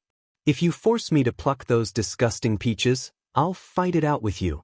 Not only were the disciples of the second peak tempted, even the disciples behind Wolf Fang and the Han brothers were tempted. 2,500 human-faced peaches. Even if all the disciples of the second peak were sacrificed, that would only be 700 or so. The remaining 1,800 would still have to be filled with their lives. No one wanted to die. Fine, I agree. Wolf Fang nodded his head in agreement. He had already decided that Yun Jioga was the expert who had saved him. He would take advantage of the opportunity to curry favor with him in the future. That's good. We'll go down and kill 2 demonic beasts later to see if we can hasten the ripening of the human-faced peaches. If these human-faced peaches only ate fresh corpses, that would be troublesome. There's no need for you to personally kill 2 demonic beasts. I can just send a few people down. When Wolf Fang made up his mind to curry favor with someone, he was truly meticulous in every aspect. Other than the lizard grassland and death swamp, which were more dangerous, the other places were still very safe. Killing 2 demonic beasts was not a difficult task. Wolf Fang sent 10 high-level disciples down to kill the demonic beasts and woke the Han brothers up. Kill! The moment Han Xiaodong regained consciousness, the bone spear in his hand shot out. Han Xiaoxi did the same. Even if the 2 brothers were to die, they would drag someone down with them. Wolf Fang nimbly dodged their attacks and sent a kick over. Wake up, everything's fine now. Everything's fine now? Han Xiaoxi opened his eyes and saw that Yun Jioga was still standing not far away. He immediately jumped up in alarm. Junior apprentice brother Yun Jio has a beast drawing pill. He said that it would be more convenient to catch demonic beasts to feed the human-faced peaches. Wolf Fang briefly explained the situation. So that's how it is. What a great idea. Han Xiaoxi's expression immediately changed as he praised Yun Jio vigorously. After being sent flying by Yun Jioga, they had already listed him as someone they could not afford to provoke. They immediately lowered their pride and tried to curry favor with him. Moreover, they also felt that this method was the best. This time, more than half of the disciples from the various peaks had died in the secret realm. It would not be easy to gather 2,500 human-faced peaches. After all, no one wanted to die. At that time, there would be a chaotic battle. If they could really use demonic beasts to feed the human-faced peaches, it would save them a lot of trouble. Just as everyone was talking, the disciples who had gone out to look for demonic beasts returned with 2 armored crocodiles. Bai Lan, Su Junqing, and the rest also came with them. Chapter 327. Junior brother Yun Jio is truly capable to think of such a good idea. Bai Lan was beginning to admire this junior brother Yun Jio more and more. Not only was he extraordinarily handsome, he was also extraordinarily intelligent and had a high cultivation base. He was definitely the #1 choice for a Dao companion. Bai Lan, who had only ever played with Yun Jio for one night, was actually tempted to become Dao companions with him. Su Junqing could vaguely sense Bai Lan's thoughts. His jealousy intensified, and his desire to kill intensified. Yi Yunji seemed to have sensed his thoughts, and a sharp glint flashed across her empty eyes. Cut the crap, hurry up and give it a try. The Han brothers hurriedly called for the disciples to bring the carcasses of the armored crocodiles over, and then placed them before Yun Jiogu fawningly. Junior brother Yun Jio, I'll have to trouble you. Yun Jiogu did not decline. She drew a line on the carcasses of the 2 armored crocodiles before throwing them into the peach forest. Then she directed the bone spears to cut off the peaches from the 2 children's heads and let them land on the carcass. The eyes of the 2 children immediately turned bloodshot, and they pounced towards the smell of blood, sucking the carcass dry in an instant. Finally, they closed their eyes and matured peacefully. With a wave of his hand, Yunjiogu summoned the two human-faced peaches back. After a careful look, he passed them down to Wolf Fong and the Han brothers for inspection. It works. Wolf Fong confirmed that the carcasses could also mature the human-faced peaches. The Han brothers nodded in agreement. That's great. The Lu sisters held each other's hands excitedly. Being able to avoid a chaotic battle was also a great benefit to them. The lower-level disciples let out enthusiastic cheers, as if they could already see the light of victory. Junior brother Yunjio, then you should start sending out the beast-attracting incense now. Wolf Fong's intention was for the various peaks to act separately. The sooner they plucked the human-faced peaches, the sooner they could leave this godforsaken place and report to the sect about the changes in the little secret realm. The Han brothers also expressed their agreement. There was no need for an alliance at this point, so it was best for them to go their separate ways. Junior brother Yunjio, the remaining disciples of each peak are different now. It's too unfair for each team to hand over 500 demonic beasts. Bai Lan had the fewest disciples left. She felt that it was not worth it to kill the same number of demonic beasts as the others. Junior brother Yunjio, these are all low-level disciples. Why don't you say it's fair? Han Xiaoxi couldn't stand Bai Lan's haggling. That's right. That's why I think it's better to split the disciples from each team equally. That's the fairest way. Bai Lan wanted to use some low-level disciples from Peak 2 as cannon fodder. The disciples of Peak number 2 became nervous again. They were afraid that Yunjiogo would agree. After all, this suggestion sounded quite fair. There's no need to split them. We'll split them according to the number of people. Everyone will get one Yao beast. If someone hunts a lot of them, they can sell them to others. Yunjioga didn't think that giving out his disciples would lessen the pressure. He might as well keep them all. That's fine too. Bai Lan immediately agreed. If they handed it over according to the number of people, the ones with higher cultivation would definitely have an advantage. Wolf Fong and the Han brothers did not say anything. This suggestion was more beneficial to them. At the very most, they could kill a few more beasts and give them to junior brother Yunjio as compensation. That way, they could do him a favor. The beast-attracting incense I refined is very powerful. Every time I release one incense, it can attract over 100 demonic beasts. The beast-drawing incense that Yunjioga refined did not look very eye-catching. It was black and only the size of a thumb. However, it was very useful. Once it was ignited, it would release a fragrance filled with the scent of a female.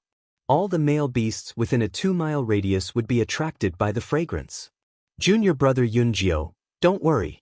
We definitely won't waste these beast-drawing incenses.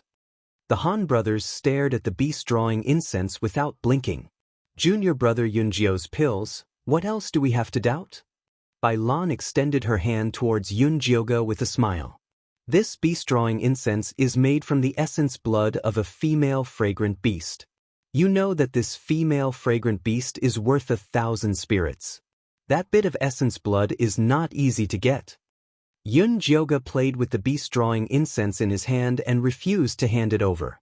Actually, she had only used a bit of the essence blood of the female fragrant beast to refine these pills. The rest was supplemented with medicinal herbs, so the cost was not high. However, it was impossible for her to give it to these people for free. Junior brother Yunjio, how much do you intend to sell it for? Wolf Fong asked directly. Junior brother, we are not rich. You can just collect as much as you want, the Han brothers said bitterly. It's fine if it's too expensive. We can't afford it. Bai Lan was also reluctant to spend this money. We are all disciples of the same sect. Why would I take your money? The cost price is 1,000 spirit jade each. This price was considered fair. Yunjioga was only earning half of it. We will take 5. Wolf Fong took out 5,000 spirit jade without hesitation. Senior brother Wolf Fong is really straightforward. I admire you. Yunjioga was in a good mood as he handed over 5 beast-drawing incense. Wolf Fong took the incense and checked it. After confirming that there were no problems, he said to the disciples behind him. Everyone split it equally. 100 spirit jade per person. At this moment, there were more than 500 disciples left on Peak 1. Wolf Fang could still earn some hard work if each of them were to pay 100 spirit jade. 100 spirit jade was not expensive. These disciples were all convinced. The Han brothers and Bai Lan followed suit and each bought 3 beast-drawing incense from Yunjioga. Then, they each took 100 spirit jade from their subordinates. On Peak 2, Little Fatty had already taken the initiative to help Yunjioga and his disciples collect the spirit jade. Some low-level disciples who did not bring enough spirit jade would use contribution points or other materials as collateral. The atmosphere was very lively. Su Junqing naturally did not have the qualifications to take the beast-drawing incense. Everyone had already tacitly agreed that the leader of Peak 2 was Yunjioga. Su Junqing's thumbnail pierced deeply into his palm. He kept telling himself to endure. When the human-faced peaches ripened, he would definitely let these fellows know his prowess. Yi Yunji stood beside him. A sharp glint flashed in her eyes. Junior brother Yunjio, I will go to the north. Bai Lan said after keeping the spirit jade. The east was the lizard grassland, and the south was the death swamp. The west and north were much safer in comparison. I will go to the east. The evil weapons in Wolf Fang's storage bag had a suppressive effect on the blood earth dragons in the lizard grassland.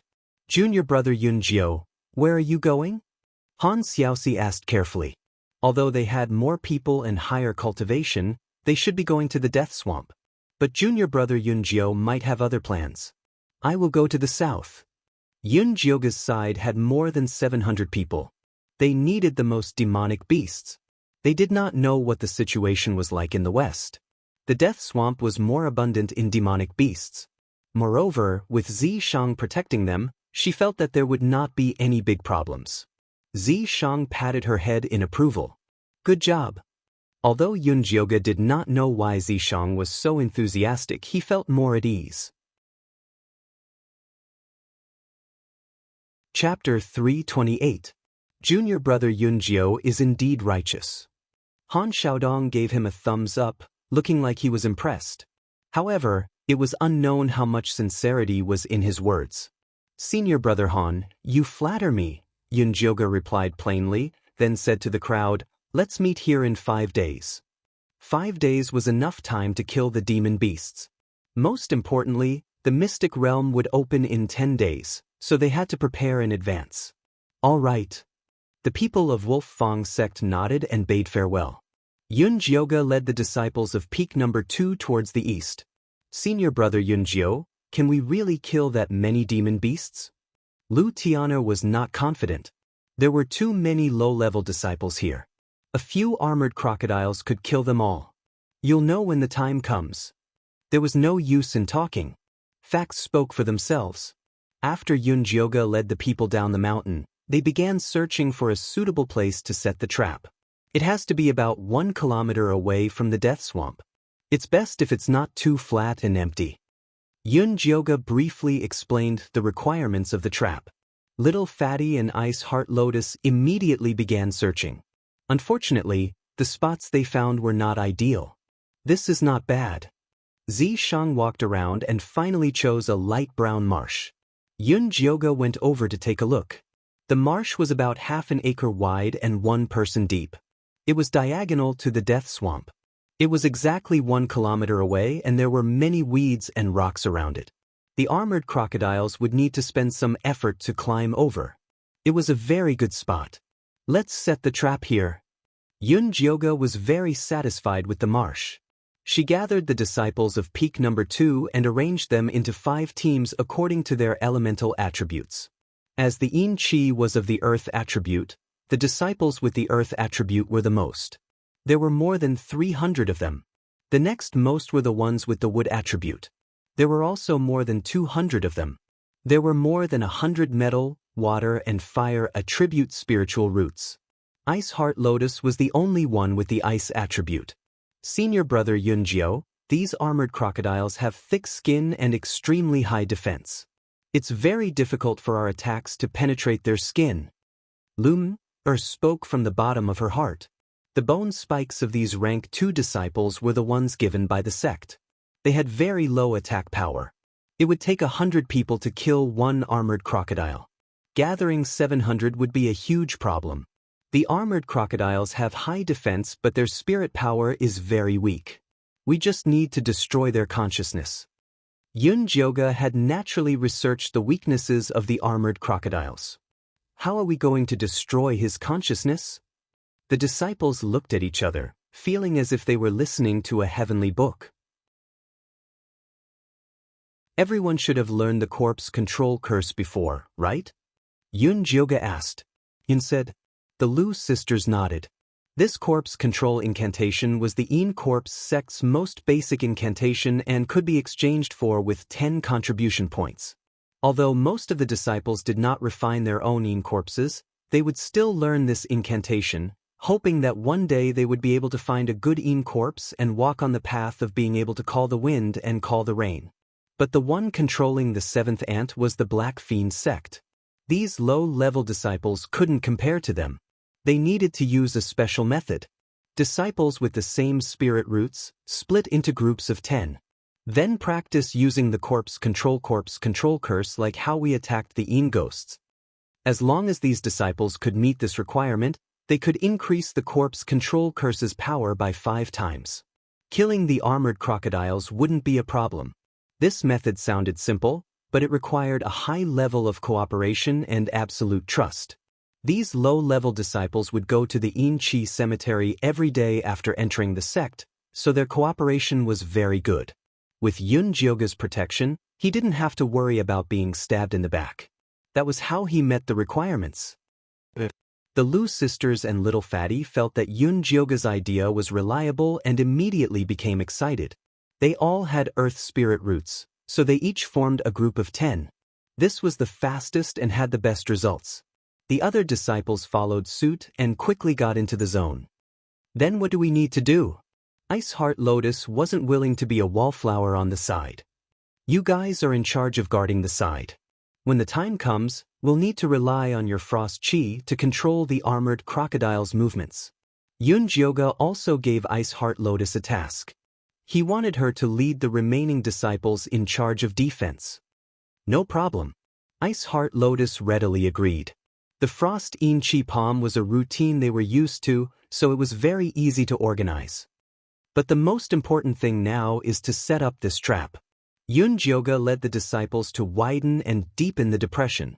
Then, he took out a bunch of gray stones and a bunch of yellow weeds. Isn't this gray stone and dry yellow grass? What does senior brother Yun Jyo plan on doing with them? Ice Heart Lotus had done some research on herbs and ores. Put some into the depression to add some ingredients to the armored crocodiles. Yun Jyoga said while organizing. These 2 herbs and ores were discovered by pill masters. Unfortunately, they didn't have much use in alchemy. In the end, they were only used to glue stones together when building houses and walls for nobles. Yun Jyoga got the fire spirit root disciple to melt all the gray stones. Then he mixed it with the dry yellow grass and slowly poured it into the depression.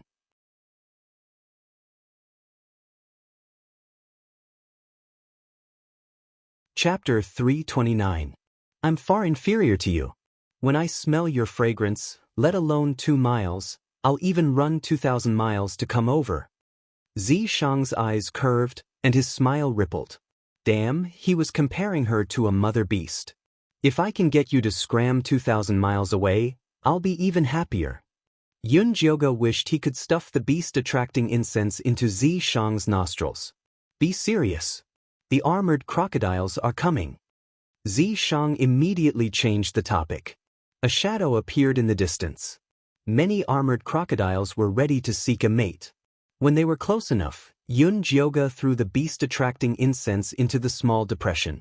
Those armored crocodiles that were faster than the others rushed into the small depression without any regard for their own safety. The muddy water at the front was relatively thin, but the deeper they went, the more solid it became. Soon, the armored crocodiles could no longer swim. However, the armored crocodiles behind them continued to push forward, trampling the armored crocodiles in front of them. Seeing more and more armored crocodiles appear in the small depression, the Lu sisters, Little Fatty, and the others all became nervous. Much better. Why aren't you moving? Fatty lowered his voice and asked the Lu sisters. There were at least 80 armored crocodiles that had entered the marsh. Wait a little longer. Lu Tian'er stared at Yun Jioga's back. Yun Jioga waited until 100 armored crocodiles entered the small depression before giving the order to attack. The Lu sisters and Little Fatty immediately led the disciples and chanted the corpse-controlling incantation towards the small depression. Although the corpse control curse could guide the disciples' thoughts to attack the armored crocodile, whether or not it would succeed depended on the contest of consciousness. With the current cultivation of a low-level disciple, it was impossible for him to control an armored crocodile on his own. However, they were in groups of 10, and they were fighting the armored crocodiles one after another, and the results were gradually showing. After being attacked by the corpse control curse, the armored crocodiles had a splitting headache. They desperately tried to escape, but unfortunately, they were firmly trapped in the mud. Lil Bing, stop the ones behind us. Yun Jioga pointed at the 40 or so armored crocodiles crawling behind them. The depression in front had already been filled up by the armored crocodiles, so the armored crocodiles that came later could directly climb over the small depression.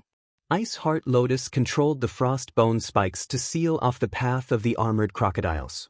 The other disciples also hurriedly used their frost-in energy palms to assist. The movement of the 40 armored crocodiles immediately slowed down. Aren't you going to try using the corpse control curse on them? Zi Shang asked Yun Jioga. My corpse control spell doesn't work either. Even though Yun Jioga had learned the spell, she had never used it on a dead body, so she was not confident. Killing the fish with brute force was more suitable for her. You're someone with a 1,000-year-old corpse. How can you not do it? Zi Shang placed his palm on Yun Jioga's back and said, close your eyes and try it. You will discover a different world. All right. Yun Jioga trusted Zi Shang. She closed her eyes and started chanting the corpse control incantation. Incantations came out of her mouth one after another. At first, she was a little jerky. But very quickly, a mysterious power came from Zi Shang's palm and entered her body. The scene before her turned white. The armored crocodiles were very conspicuous against the white background, like little black dots. The black light from the corpse control spell circled around them like big sharks looking for prey. Yun Jioga subconsciously used the corpse control incantation to attack the little black dots. Pew pew pew. One by one, the black dots were destroyed by her. It felt like she had become a god, controlling the life and death of ants. She was even somewhat infatuated with this power. Her attacks became faster and faster.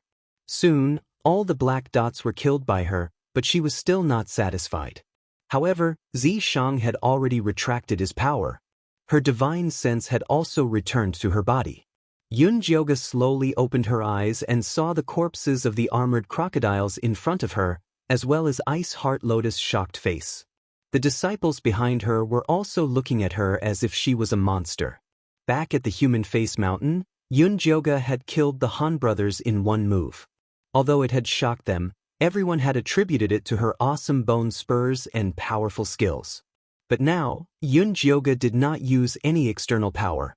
She only closed her eyes and chanted the corpse control incantation a few times, and killed the 40 armored crocodiles outside the depression. This was simply a miracle. Yun Jioga was also shocked by the scene she had created. Originally, she had only planned to use the bone spurs to attack and kill as many as she could. She really did not expect to cause such a scene. Do you see this? This is the true essence of the Yin Corpse sex cultivation method. If you can successfully understand it, it will become your ultimate weapon in the future. Zi Shang had put in a lot of effort. He had spent a lot of effort to lure Yun Jioga into the Yin Corpse sect, but she resisted the cultivation method here. She only wanted to cure the poison and leave. It was such a waste. Therefore, he deliberately used this move to shock Yun Jioga. He hoped that she could discover the true essence of the Yin Corpse sex cultivation method and focus on learning the Yin Ghost Corpse control technique. I don't know what will happen in the future. I only know that if you do this, The Een Corps sect will definitely use me as a great weapon to get rid of. When Yun Jioge thought of the bloody storm that would happen next, she really wanted to beat Zi Shang to death. We'll talk about it when the time comes. Ever since Zi Shang discovered the secret of the human face mountain, he changed his plan. He did not want Yun Jioge to keep a low profile anymore. He had enough of being invisible around Yun Jioge. He wanted to leave the mountain and cause trouble. He wanted to announce to everyone in the Een Corps sect that Yun Jioge was his. All right, whatever you say. Yun Jioge did not care anymore. Even if the sky collapsed, Zi Shang would hold it up. Senior Yun Jio, what do we do with these armored crocodiles? Ice Heart Lotus walked over carefully and looked at Yun Jioge as if she was looking at a god. Just put them in a storage bag. Yun Jioge pulled himself together and said, after this batch, there were still 5 more batches. Now was not the time to relax. Ice Heart Lotus led the disciples to store the 40 or so armored crocodiles. Many of the armored crocodiles in the small depression were also killed. However, there were still many left. With the Lu sisters and Little Fatty's speed, there was still time to kill. Yun Jioge led Ice Heart Lotus and the other disciples to attack the armored crocodiles. Injuries would also weaken their soul power. They worked until the sky turned dark. The disciples of the second peak finally killed the armored crocodiles in the depression. They were so tired that they sat on the ground. This mental work was much harder than physical work. Furthermore, they had walked through the grasslands, swamps, and human face mountain today. If they did not rest, they would not be able to continue working. Everyone, rest well tonight. We will continue working tomorrow. After Yun Jioge gave the order to rest, he brought Ice Heart Lotus to deal with the armored crocodiles in the depression.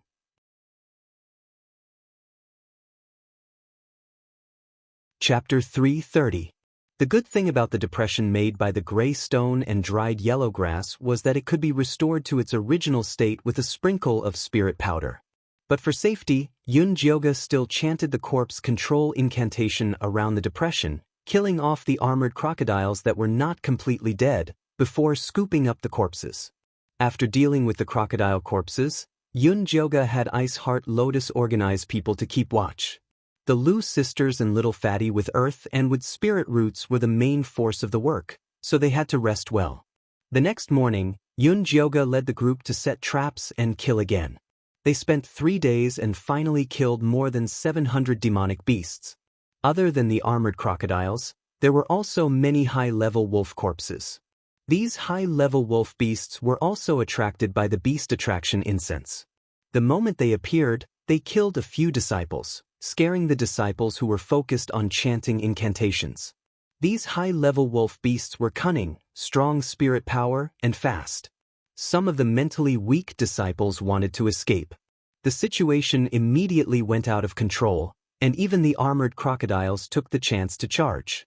Seeing that the disciples were about to be wiped out, Yun Jioge could only summon the profound Een white bone monkey, using Een Chi to cover the low-level disciples. Then with Zi Shang's help, she used the corpse control incantation to kill the escaping armored crocodiles, and finally used Ice Heart Lotus to kill the high-level wolf beasts. She single-handedly turned the tide, exposing the profound Een white bone monkey and her true cultivation.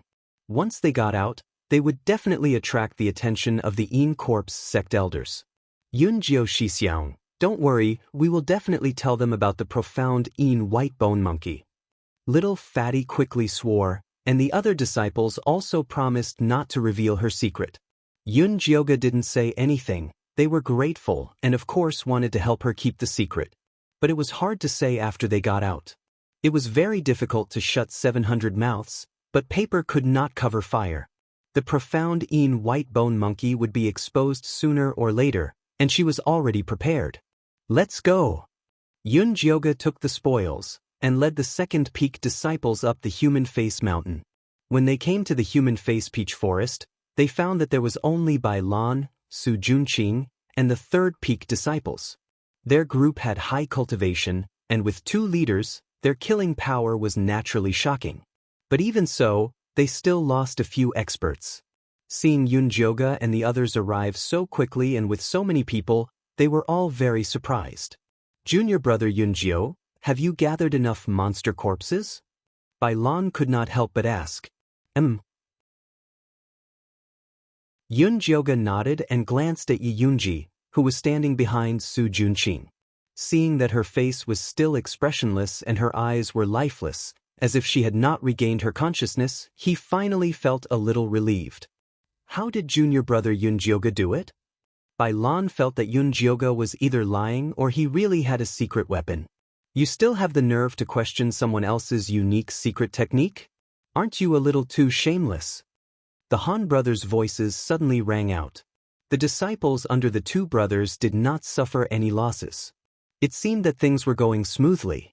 Bai Lan was annoyed at the sight of the two brothers. She snorted coldly and did not ask any more questions. Not long after, Wolf also brought people back. Although they were exhausted, they looked satisfied. It seemed that they had gained a lot. Since everyone is here, then let's properly calculate the gains from the monster corpses. The Han brothers called out. All right, then we'll start with you. Bai Lan wanted to see how much these two brothers had gained. Then we won't be polite. The Han brothers poured out the monster corpses from their storage bags. They had a total of 1,200 disciples on their two mountain peaks, and they had killed 1,500 monster corpses. There were all kinds of different species. Although they were mostly low-level monster corpses, this result was still not bad. Senior sister Bai, your team is filled with elites, and senior brother Su has a life-in corpse. He shouldn't be worse than us. The Han brothers looked at Bai Lan with provocative eyes. Humph. Bai Lan naturally would not be worse than the Han brothers. With 300 people, they had killed 500 monster corpses. Although they couldn't compare to the Han brothers, their quality was much better. Most of them were mid and high-level monster corpses. Next was Wolf Fang. They killed even more. 600 people killed 1,200. They were all blood earth dragons, and their corpses were as tall as small mountains. Like this, even if junior brother Yunjio is a bit lacking, it doesn't matter. Bai Lan said with a smile. It seems like everyone had a great harvest. Yunjioga opened his storage bag. It was exactly 720. Whether it was quantity or quality, Yunjioga's group was worse than the other peaks. But the second peak only had low-level disciples, so this result couldn't be any better. But although Wolf Fang and the Han brothers were surprised, they had made up their minds to be good friends with Yunjioga, so they didn't ask anything. Hurry up and ripen the human-faced peaches. Su Junqing couldn't help saying this. He couldn't wait any longer. All right, then let's hurry up and finish this matter. The Han brothers were also in a hurry to leave this damn place. They arranged for the disciples to throw the monster corpses into the peach forest. They bumped into many human-faced peaches along the way, but they all fell to the ground and ripened after swallowing the monster corpses. The Han brothers and Bai Lan's eyes were filled with envy. They had thought that they wouldn't be able to complete the sex mission, but they never thought that there would be this many. If they brought these human-faced peaches back, they would definitely be rewarded by the sect. Yunjioga stood at the side, pretending to look at the peach forest, but she was actually sneaking glances at Su Junqing and Yi Yunji. She had originally planned to kill Su Junqing in the little dungeon, but Zishang had suddenly slipped away. She didn't dare to act rashly alone. Now that Zishang had finally returned, he was busy collecting the demonic beasts to ripen the human-faced peaches. Seeing that the human-faced peaches were about to ripen, it would be even more difficult to find a chance to deal with Su Junqing. Don't be anxious. Zishang saw Yunjioga's thoughts and placed a storage bag in her hand. What is this? Yunjioga asked curiously. A good thing that can open up the treasures. Follow me. Zishang said as he led Yunjioga out of the peach forest. At this time, the disciples were busy throwing the monster corpses.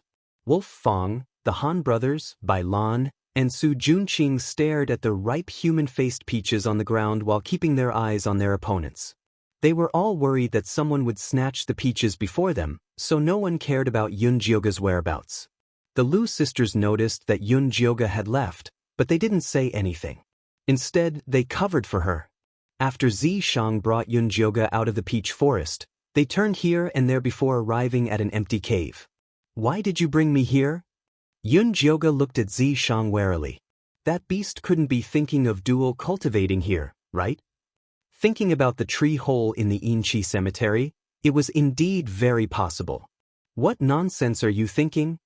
Zi Shang stretched out his hand, wanting to touch Yun Jioga's face, but was slapped away by her. This place is not suitable for dual cultivation. You'd better give up on it.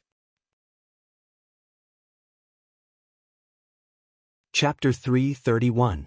Who said anything about dual cultivation? I brought you here to find treasures.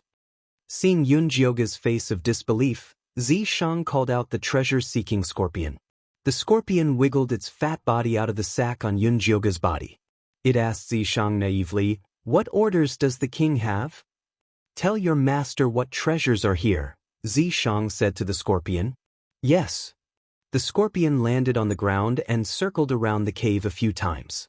Finally, it said doubtfully, "How come I don't smell treasures? What else do you have to say?" Yun Jioga looked at Zi Shang with disdain, thinking that he had exposed his plot. "Smell again." Zi Shang condensed a purple light on his finger and shot out a small hole in the ground. The scorpion crawled over and immediately waved its pincers excitedly. "Treasures, it really is treasures." I was right. Zi Shang was very satisfied with the scorpion's performance. "Then how do we go down?" Yun Jioga's eyes lit up. It couldn't wait to find a secret passage in the cave. "Follow me." Zi Shang grabbed Yun Jioga's hand and stomped his foot. With a rumbling sound, a large hole appeared in the ground. Yun Jioga and Zi Shang fell in a straight line. The wind blew past her ears, blowing her hair into a straight line. The treasure-seeking scorpion quickly grabbed Yun Jioga's sleeve and landed safely with her. "Can you tell me in advance next time?" Yun Jioga's hair fell down, but her heart was still in her throat. "Sure." If he still remembered. "Master, treasures." The scorpion waved its pincers and excitedly ate. Yun Jioga took out the bloodthirsty bone spike and looked forward through the hazy red light.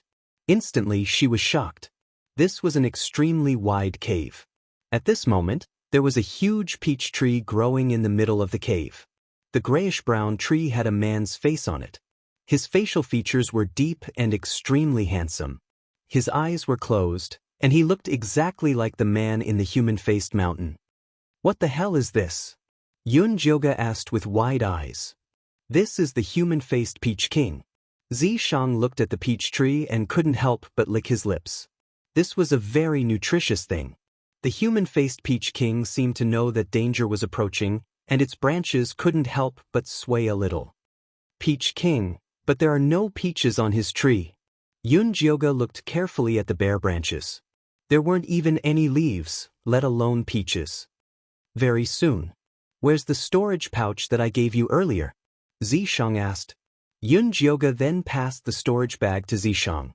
Zi Shang collapsed in front of the human-faced Peach King, and the stench of blood immediately assaulted his senses. Inside the storage bag were the corpses of demonic beasts.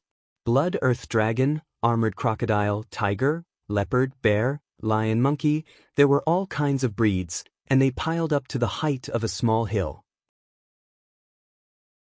There were even more than what Wolf Fong, the Han brothers, and the others had killed. "When did you get it?" Yun Jioga looked incredulous. She had been with Zi Shang the entire time just now, and she hadn't seen him make a move. "After investigating, I found out that this guy is about to mature, so I went out for a stroll and helped him collect some food." As Zi Shang spoke, he spoke to the human-faced Peach King as if he was coaxing a child. "Come, good child, eat quickly." The Peach King didn't open its mouth. It was obvious that if it ate all the food, it would become food. "If you cooperate obediently, I can still spare your little life. Otherwise..." Zi Shang turned hostile, and his tyrannical appearance was simply terrifying. The branch of the Peach King trembled, but it still didn't move. Zi Shang narrowed his gray eyes, and a savage purple light appeared in his eyes. His white fingers emitted a faint purple mist, which gradually turned into 5 long sharp blades. The Peach King's entire body trembled. In front of Zi Shang, it was as pitiful as a little lamb. Yun Jioga originally didn't want to care about this matter, but he suddenly received a pitiful will from the Peach King. Please save me. Wait. Yun Jioga's heart stirred, and he hurriedly pulled Zishang's hand. If you force it, it won't be sweet. If it isn't willing, why force it? If I want it to be sweet, it will be sweet. When Zishang became tyrannical, he was truly unreasonable. The face on the Peach King tree made an aggrieved expression, and a thin branch extended over, wanting to secretly pull on Yun Jioga's sleeve. But before it could touch the person, Zishang stepped on it and snapped it. You dare to touch this sovereign's people? You're tired of living. Zishang found this Peach King to be more and more displeasing to the eye. Yun Jioga, on the other hand, felt that this Peach King was quite intelligent, so he continued to persuade Zishang. In this day and age, fair trade is very important. If you want it to bear fruits for you to eat, then give it something in exchange. Only by negotiating properly could they achieve a win-win situation. When the Peach King heard Yun Jioga's words, it raised one of its branches and nodded repeatedly. Fine, this sovereign will listen to your conditions. Zishang had been tyrannical for so many years, but this was the first time he saw a food that dared to bargain with him. He also wanted to see what benefits this damned peach had. Save me. The Peach King immediately transmitted a powerful will to Yun Jioga. Yun Jioga's mind buzzed, and the scene before his eyes changed. It was still a dark, wide cave, but the human-faced Peach King in front of him was a short tree. On it was the face of a young and adorable boy. It was the spiritual energy source of this small secret realm, and it had spent countless lonely years in this cave.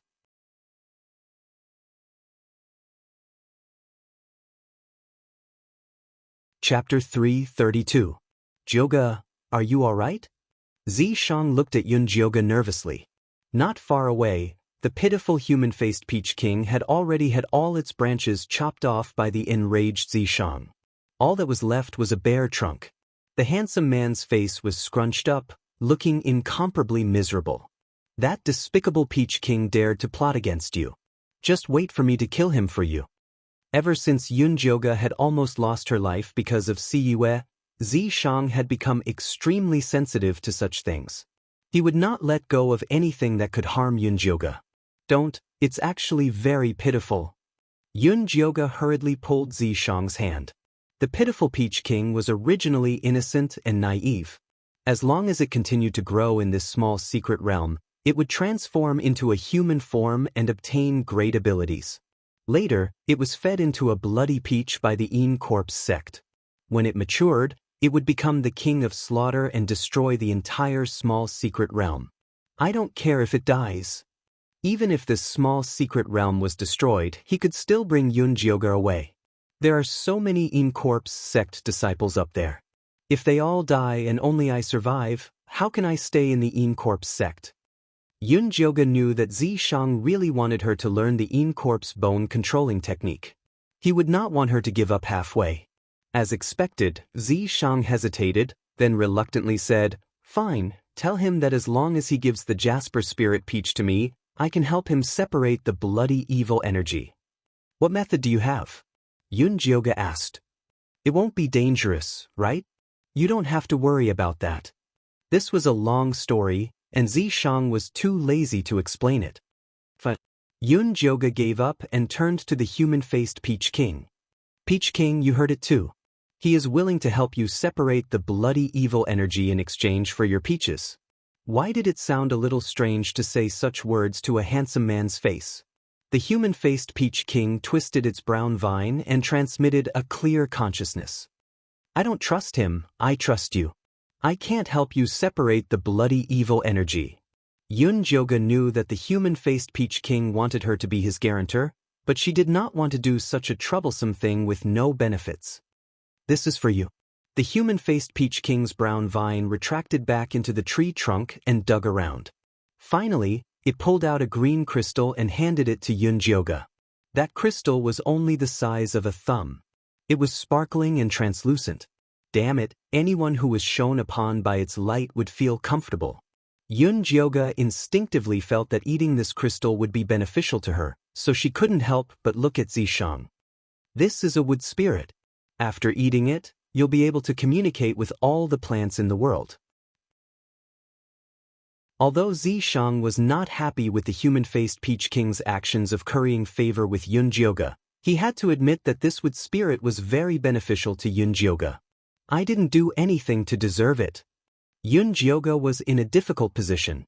Zishang was the one who did all the work, so she was too embarrassed to accept it. All that matters is that I have contributed.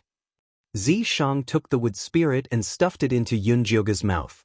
Yunjioge felt the wood spirit melt in her mouth and a powerful aura filled with vitality wrapped around her body. Then, 2 small tender leaves that looked like bean sprouts appeared on her arm. The veins on these 2 leaves were clear, and they were filled with wood spirit energy. Yunjioge discovered that after these 2 tender leaves grew out, her lightning spirit root had gained a wood spirit root, becoming a wood lightning spirit root. The human-faced Peach King was very happy to see Yunjioge's leaves. Many brown branches grew out of the bare tree trunk and pierced through the demonic beast corpses on the ground. The mountainous demonic beast corpses disappeared rapidly. The Peach King's grayish-brown skin was also gradually dyed with a layer of blood. Its handsome and perfect face became clearer and clearer, exuding a dense demonic aura.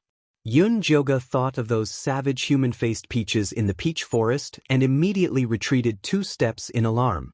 It won't go berserk and kill people, right? How can it be called the Peach King if it doesn't kill people? You'd better stay away from it.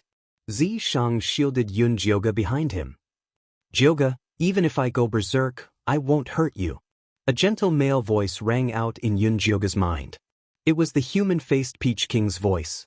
Previously, it could only communicate with Yunjioge through its consciousness. But now, it could speak directly through the wood spirit.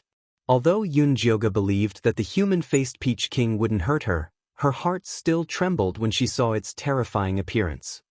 There's still some time before it matures. Didn't you want to take care of Su Junqing? Let's go find him. Zishang grabbed Yunjioge's hand and brought her back to the ground in a flash. At this time, the ground was already in chaos. The sinister-looking human-faced peaches suddenly landed on the ground and devoured the demonic beast corpses. Then, they ran to attack the Yin Corpse sect disciples. Although Wolf Fong, Bai Lan, Su Junqing, the Han brothers, and the others tried their best to resist, there were still quite a few disciples who fell. On the other hand, the Lu sisters, Ice Heart Lotus, and Little Fatty had been practicing their defense all this time. They huddled together and used their frigid Yin Chi palms to help Ice Heart Lotus condense an ice wall, barely blocking the human-faced peaches' frenzied attacks. Everyone come over here. Seeing this, Yunjioge immediately took out her 4 bone spikes. The bewildering mist bone spikes spat out a cloud of black mist, but there were green lines flashing within. The human-faced peaches seemed to recognize her, and all avoided the black mist. Senior brother Yunjio is here. Everyone come quickly. The Lu sisters called out. Ice Heart Lotus immediately led the disciples and retreated towards Yunjioge in an orderly manner. Seeing this, Bai Lan and the disciples of the 3rd peak also flocked towards Yunjioge. Yunjioge's black mist could not protect so many people. But even if he told Bai Lan, she would not listen. He had to think of a way. Wolf Fong, come over and help me erect the ice wall. Yunjioge still felt that Wolf Fong was the most pleasing to the eye, so he decided to help him. All right. Wolf Fong immediately led the disciples to unleash a frigid Yin Chi palm, erecting a thick ice wall on Yunjioge's left. Yunjioge then pushed a bit of his black mist over, helping them erect their defenses. The Han brothers also followed suit and led the disciples to erect an ice wall on Yunjioge's right. If Bai Lan wanted to get close to Yunjioge, she would have to get past them first. She wisely gave up on fighting for a spot and led the disciples to erect an ice wall as well. Yunjioge treated everyone equally and also sent some black mist over to her side. The human-faced peaches were blocked by the black mist, unable to devour the people of the Yin Corpse sect. In the end, they actually started killing each other. When all the human-faced peaches had ripened, a thick blood-red vine suddenly burst out of the ground, shooting up into the sky. The ripe human-faced peaches seemed to have heard the summons of the gods, and immediately flew towards the red vine like moths to a flame. Peaches! Su Junqing panicked. He took out his triflower bone spike and caught a few human-faced peaches. Hurry up and catch those peaches! Bai Lan shouted. Without enough human-faced peaches, the little secret realm would not be able to open. It was useless even if they managed to avoid this.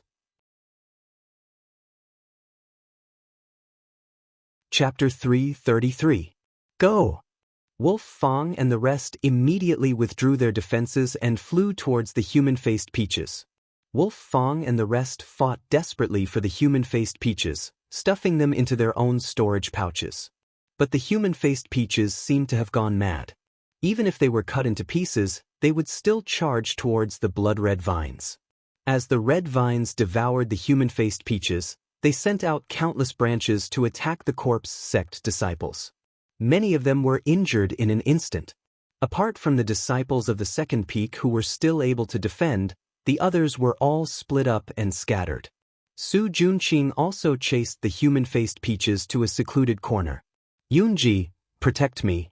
After giving the order, Su Junqing grabbed the human-faced peaches with all his might and stuffed them into his storage pouch under Yi Yunji's cover. He looked like he would rather die for the peaches. Can we do it now?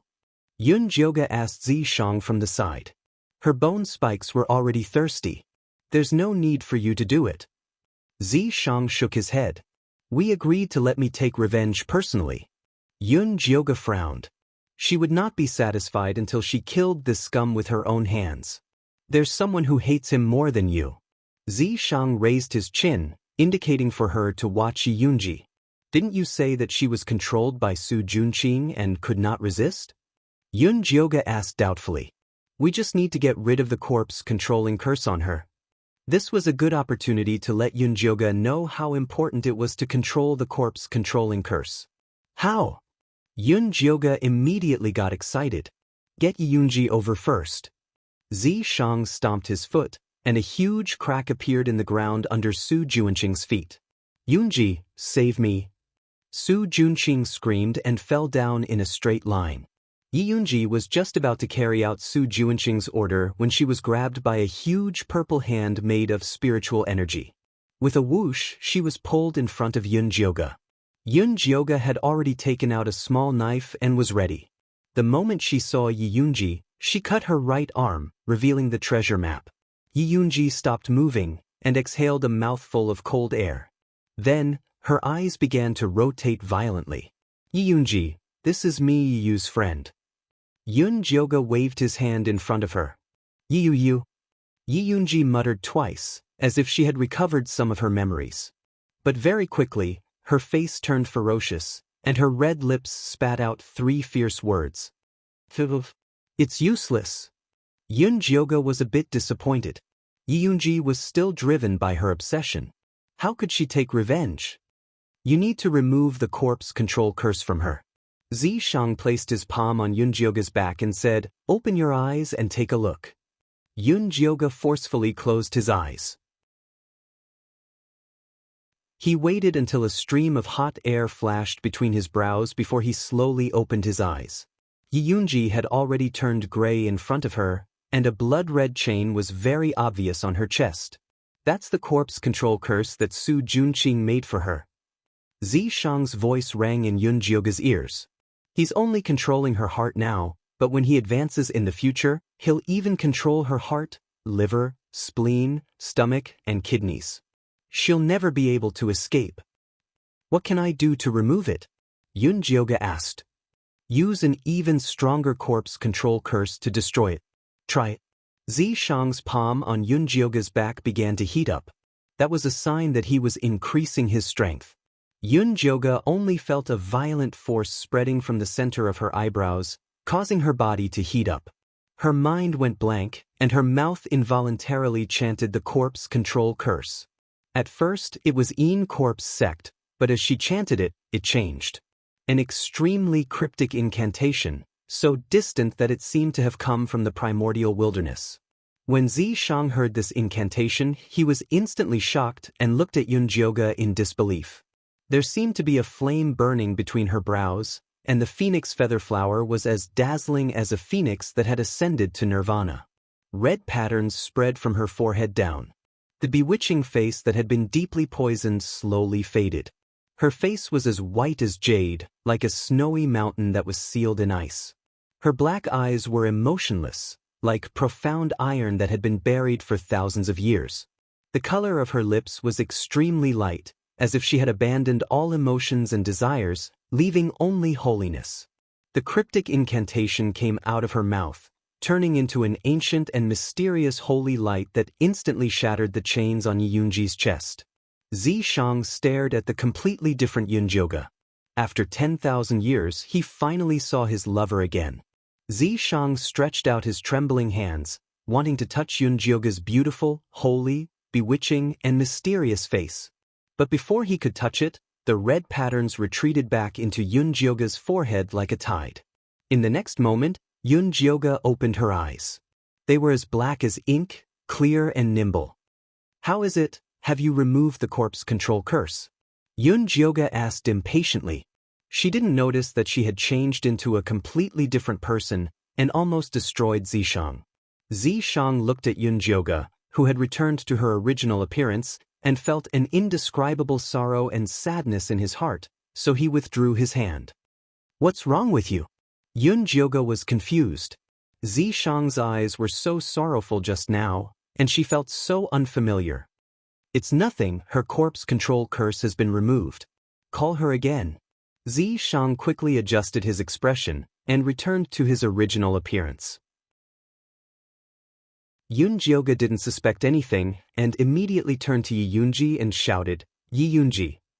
Yiyunji's tightly shut black eyes suddenly opened, and her pupils shone with the painful light of awakening. She recalled everything that had happened in her life, and there seemed to be thousands of words in her heart, love, hate, and hatred, but they were stuck in her chest, unable to be spoken. In the end, they only turned into extremely shrill cries.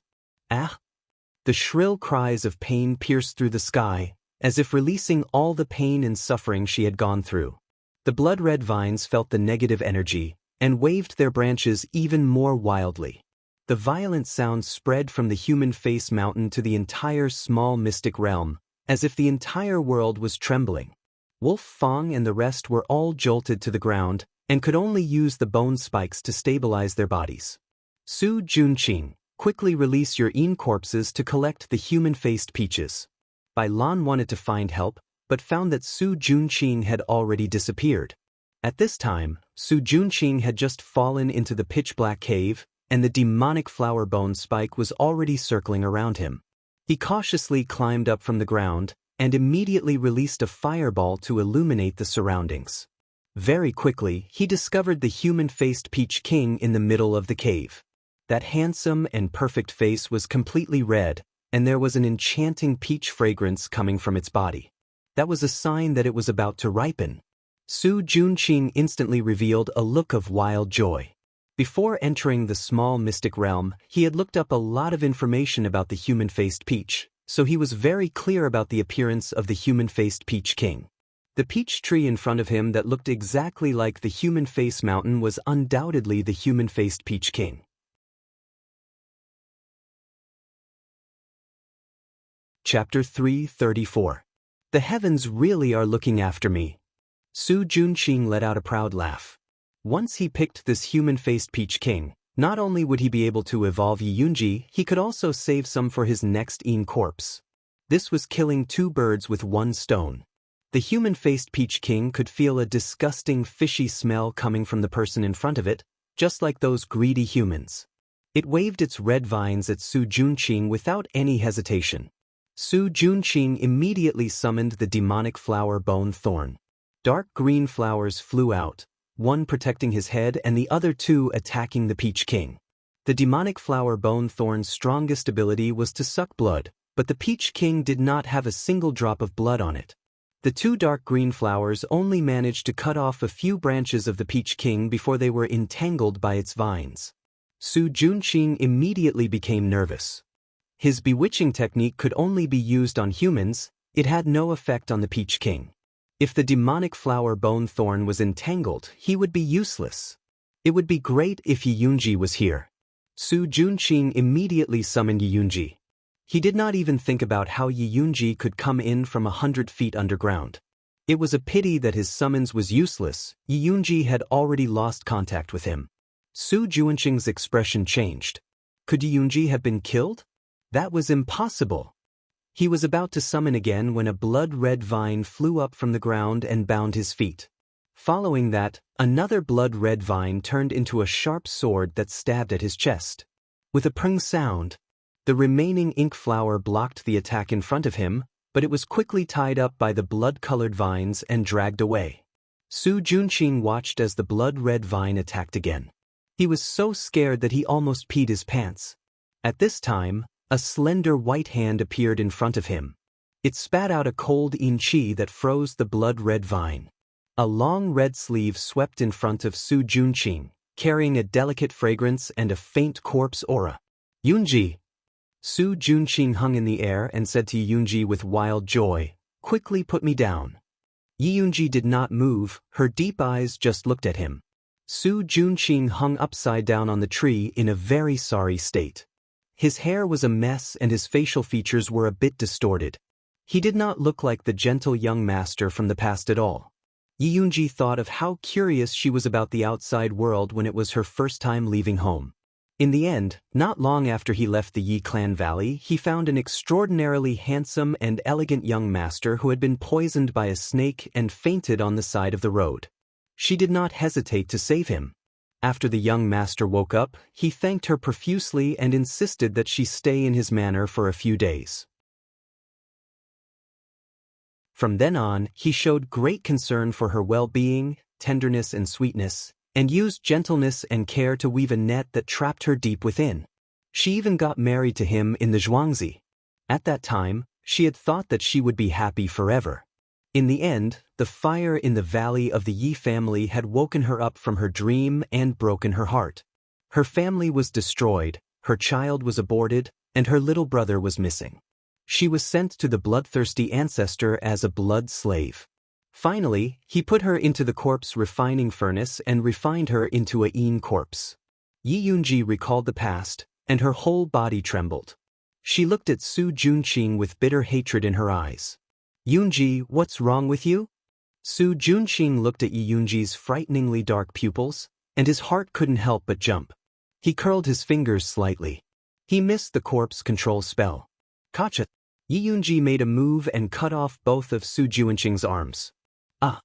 Su Juanqing gave a pitiful cry and broke out in a cold sweat. His heart was filled with fear. Could it be that Yi Yunji was taken by another corpse control master? Su Juanqing, I never thought that you would have a day like this. Yi Yunji suddenly spat out these cold words. Su Juanqing looked at Yi Yunji with a look of disbelief. Yin corpses could not speak. Only if they evolved into a living corpse would they be able to recover the functions of a living person.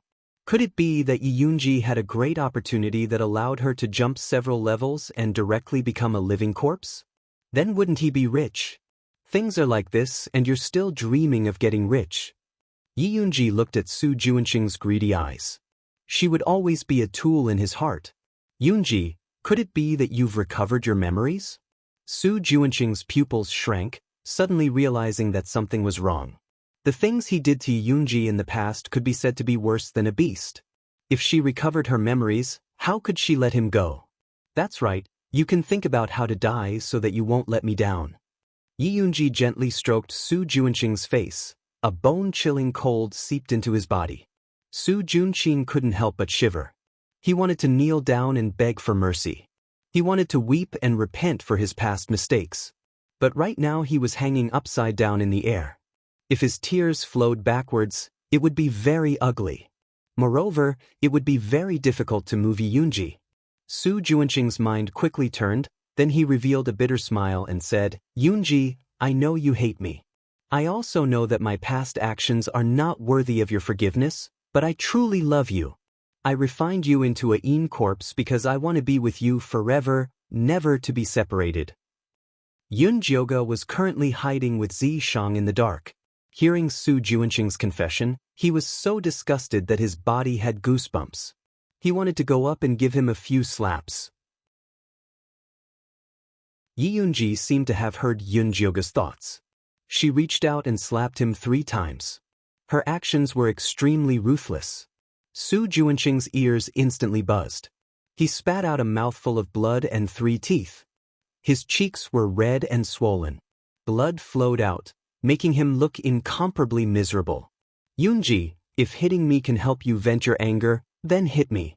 Su Juanqing pretended to be affectionate. His words were very tragic. Beat him to death. Yun Jioga waved his fist at the side. Yi Yunji was not polite. She punched Su Juanqing's face. Su Juanqing's face was covered in all kinds of colors. He opened his mouth and spat out several mouthfuls of blood. Tisk, beating him to death is letting him off lightly. Yun Jioga's anger was not enough to vent. Su Juanqing was such a cruel and unscrupulous man. He should be punished even more cruelly. Yun Yunji. Su Juanqing was beaten until tears and blood flew out of his nose. He was in so much pain that he couldn't even speak. But he knew that Yi Yunji had always been soft-hearted. The more he acted pitifully, the more likely he would be to ask for her forgiveness. So he forced himself to say, "I know you want to kill me. I don't blame you because I deserve it. I just want you to eat me. Don't leave even my bones behind. That way, I can be with you forever." When Yi Yunji heard Su Juanqing's words, her body trembled and she stopped. Yun Jioga was worried that Yi Yunji would really fall for it. He was anxious and angry at the side. But Zi Shang held him down and did not let him go out. "You filthy thing. Just looking at you makes me feel disgusted. You want me to eat you?" Yi Yunji revealed a fierce smile. Then, she reached out and grabbed the top of Su Juanqing's head. She dug out his spirit root. You're tuning in to the Passion Pages YouTube channel. We're so grateful for your support, and don't forget to subscribe to join us on this incredible journey through captivating stories. Your generosity through donations truly makes a world of difference, as it's the primary source of revenue that allows me to expand and enhance this channel for you. Thank you from the bottom of my heart for being a part of this adventure.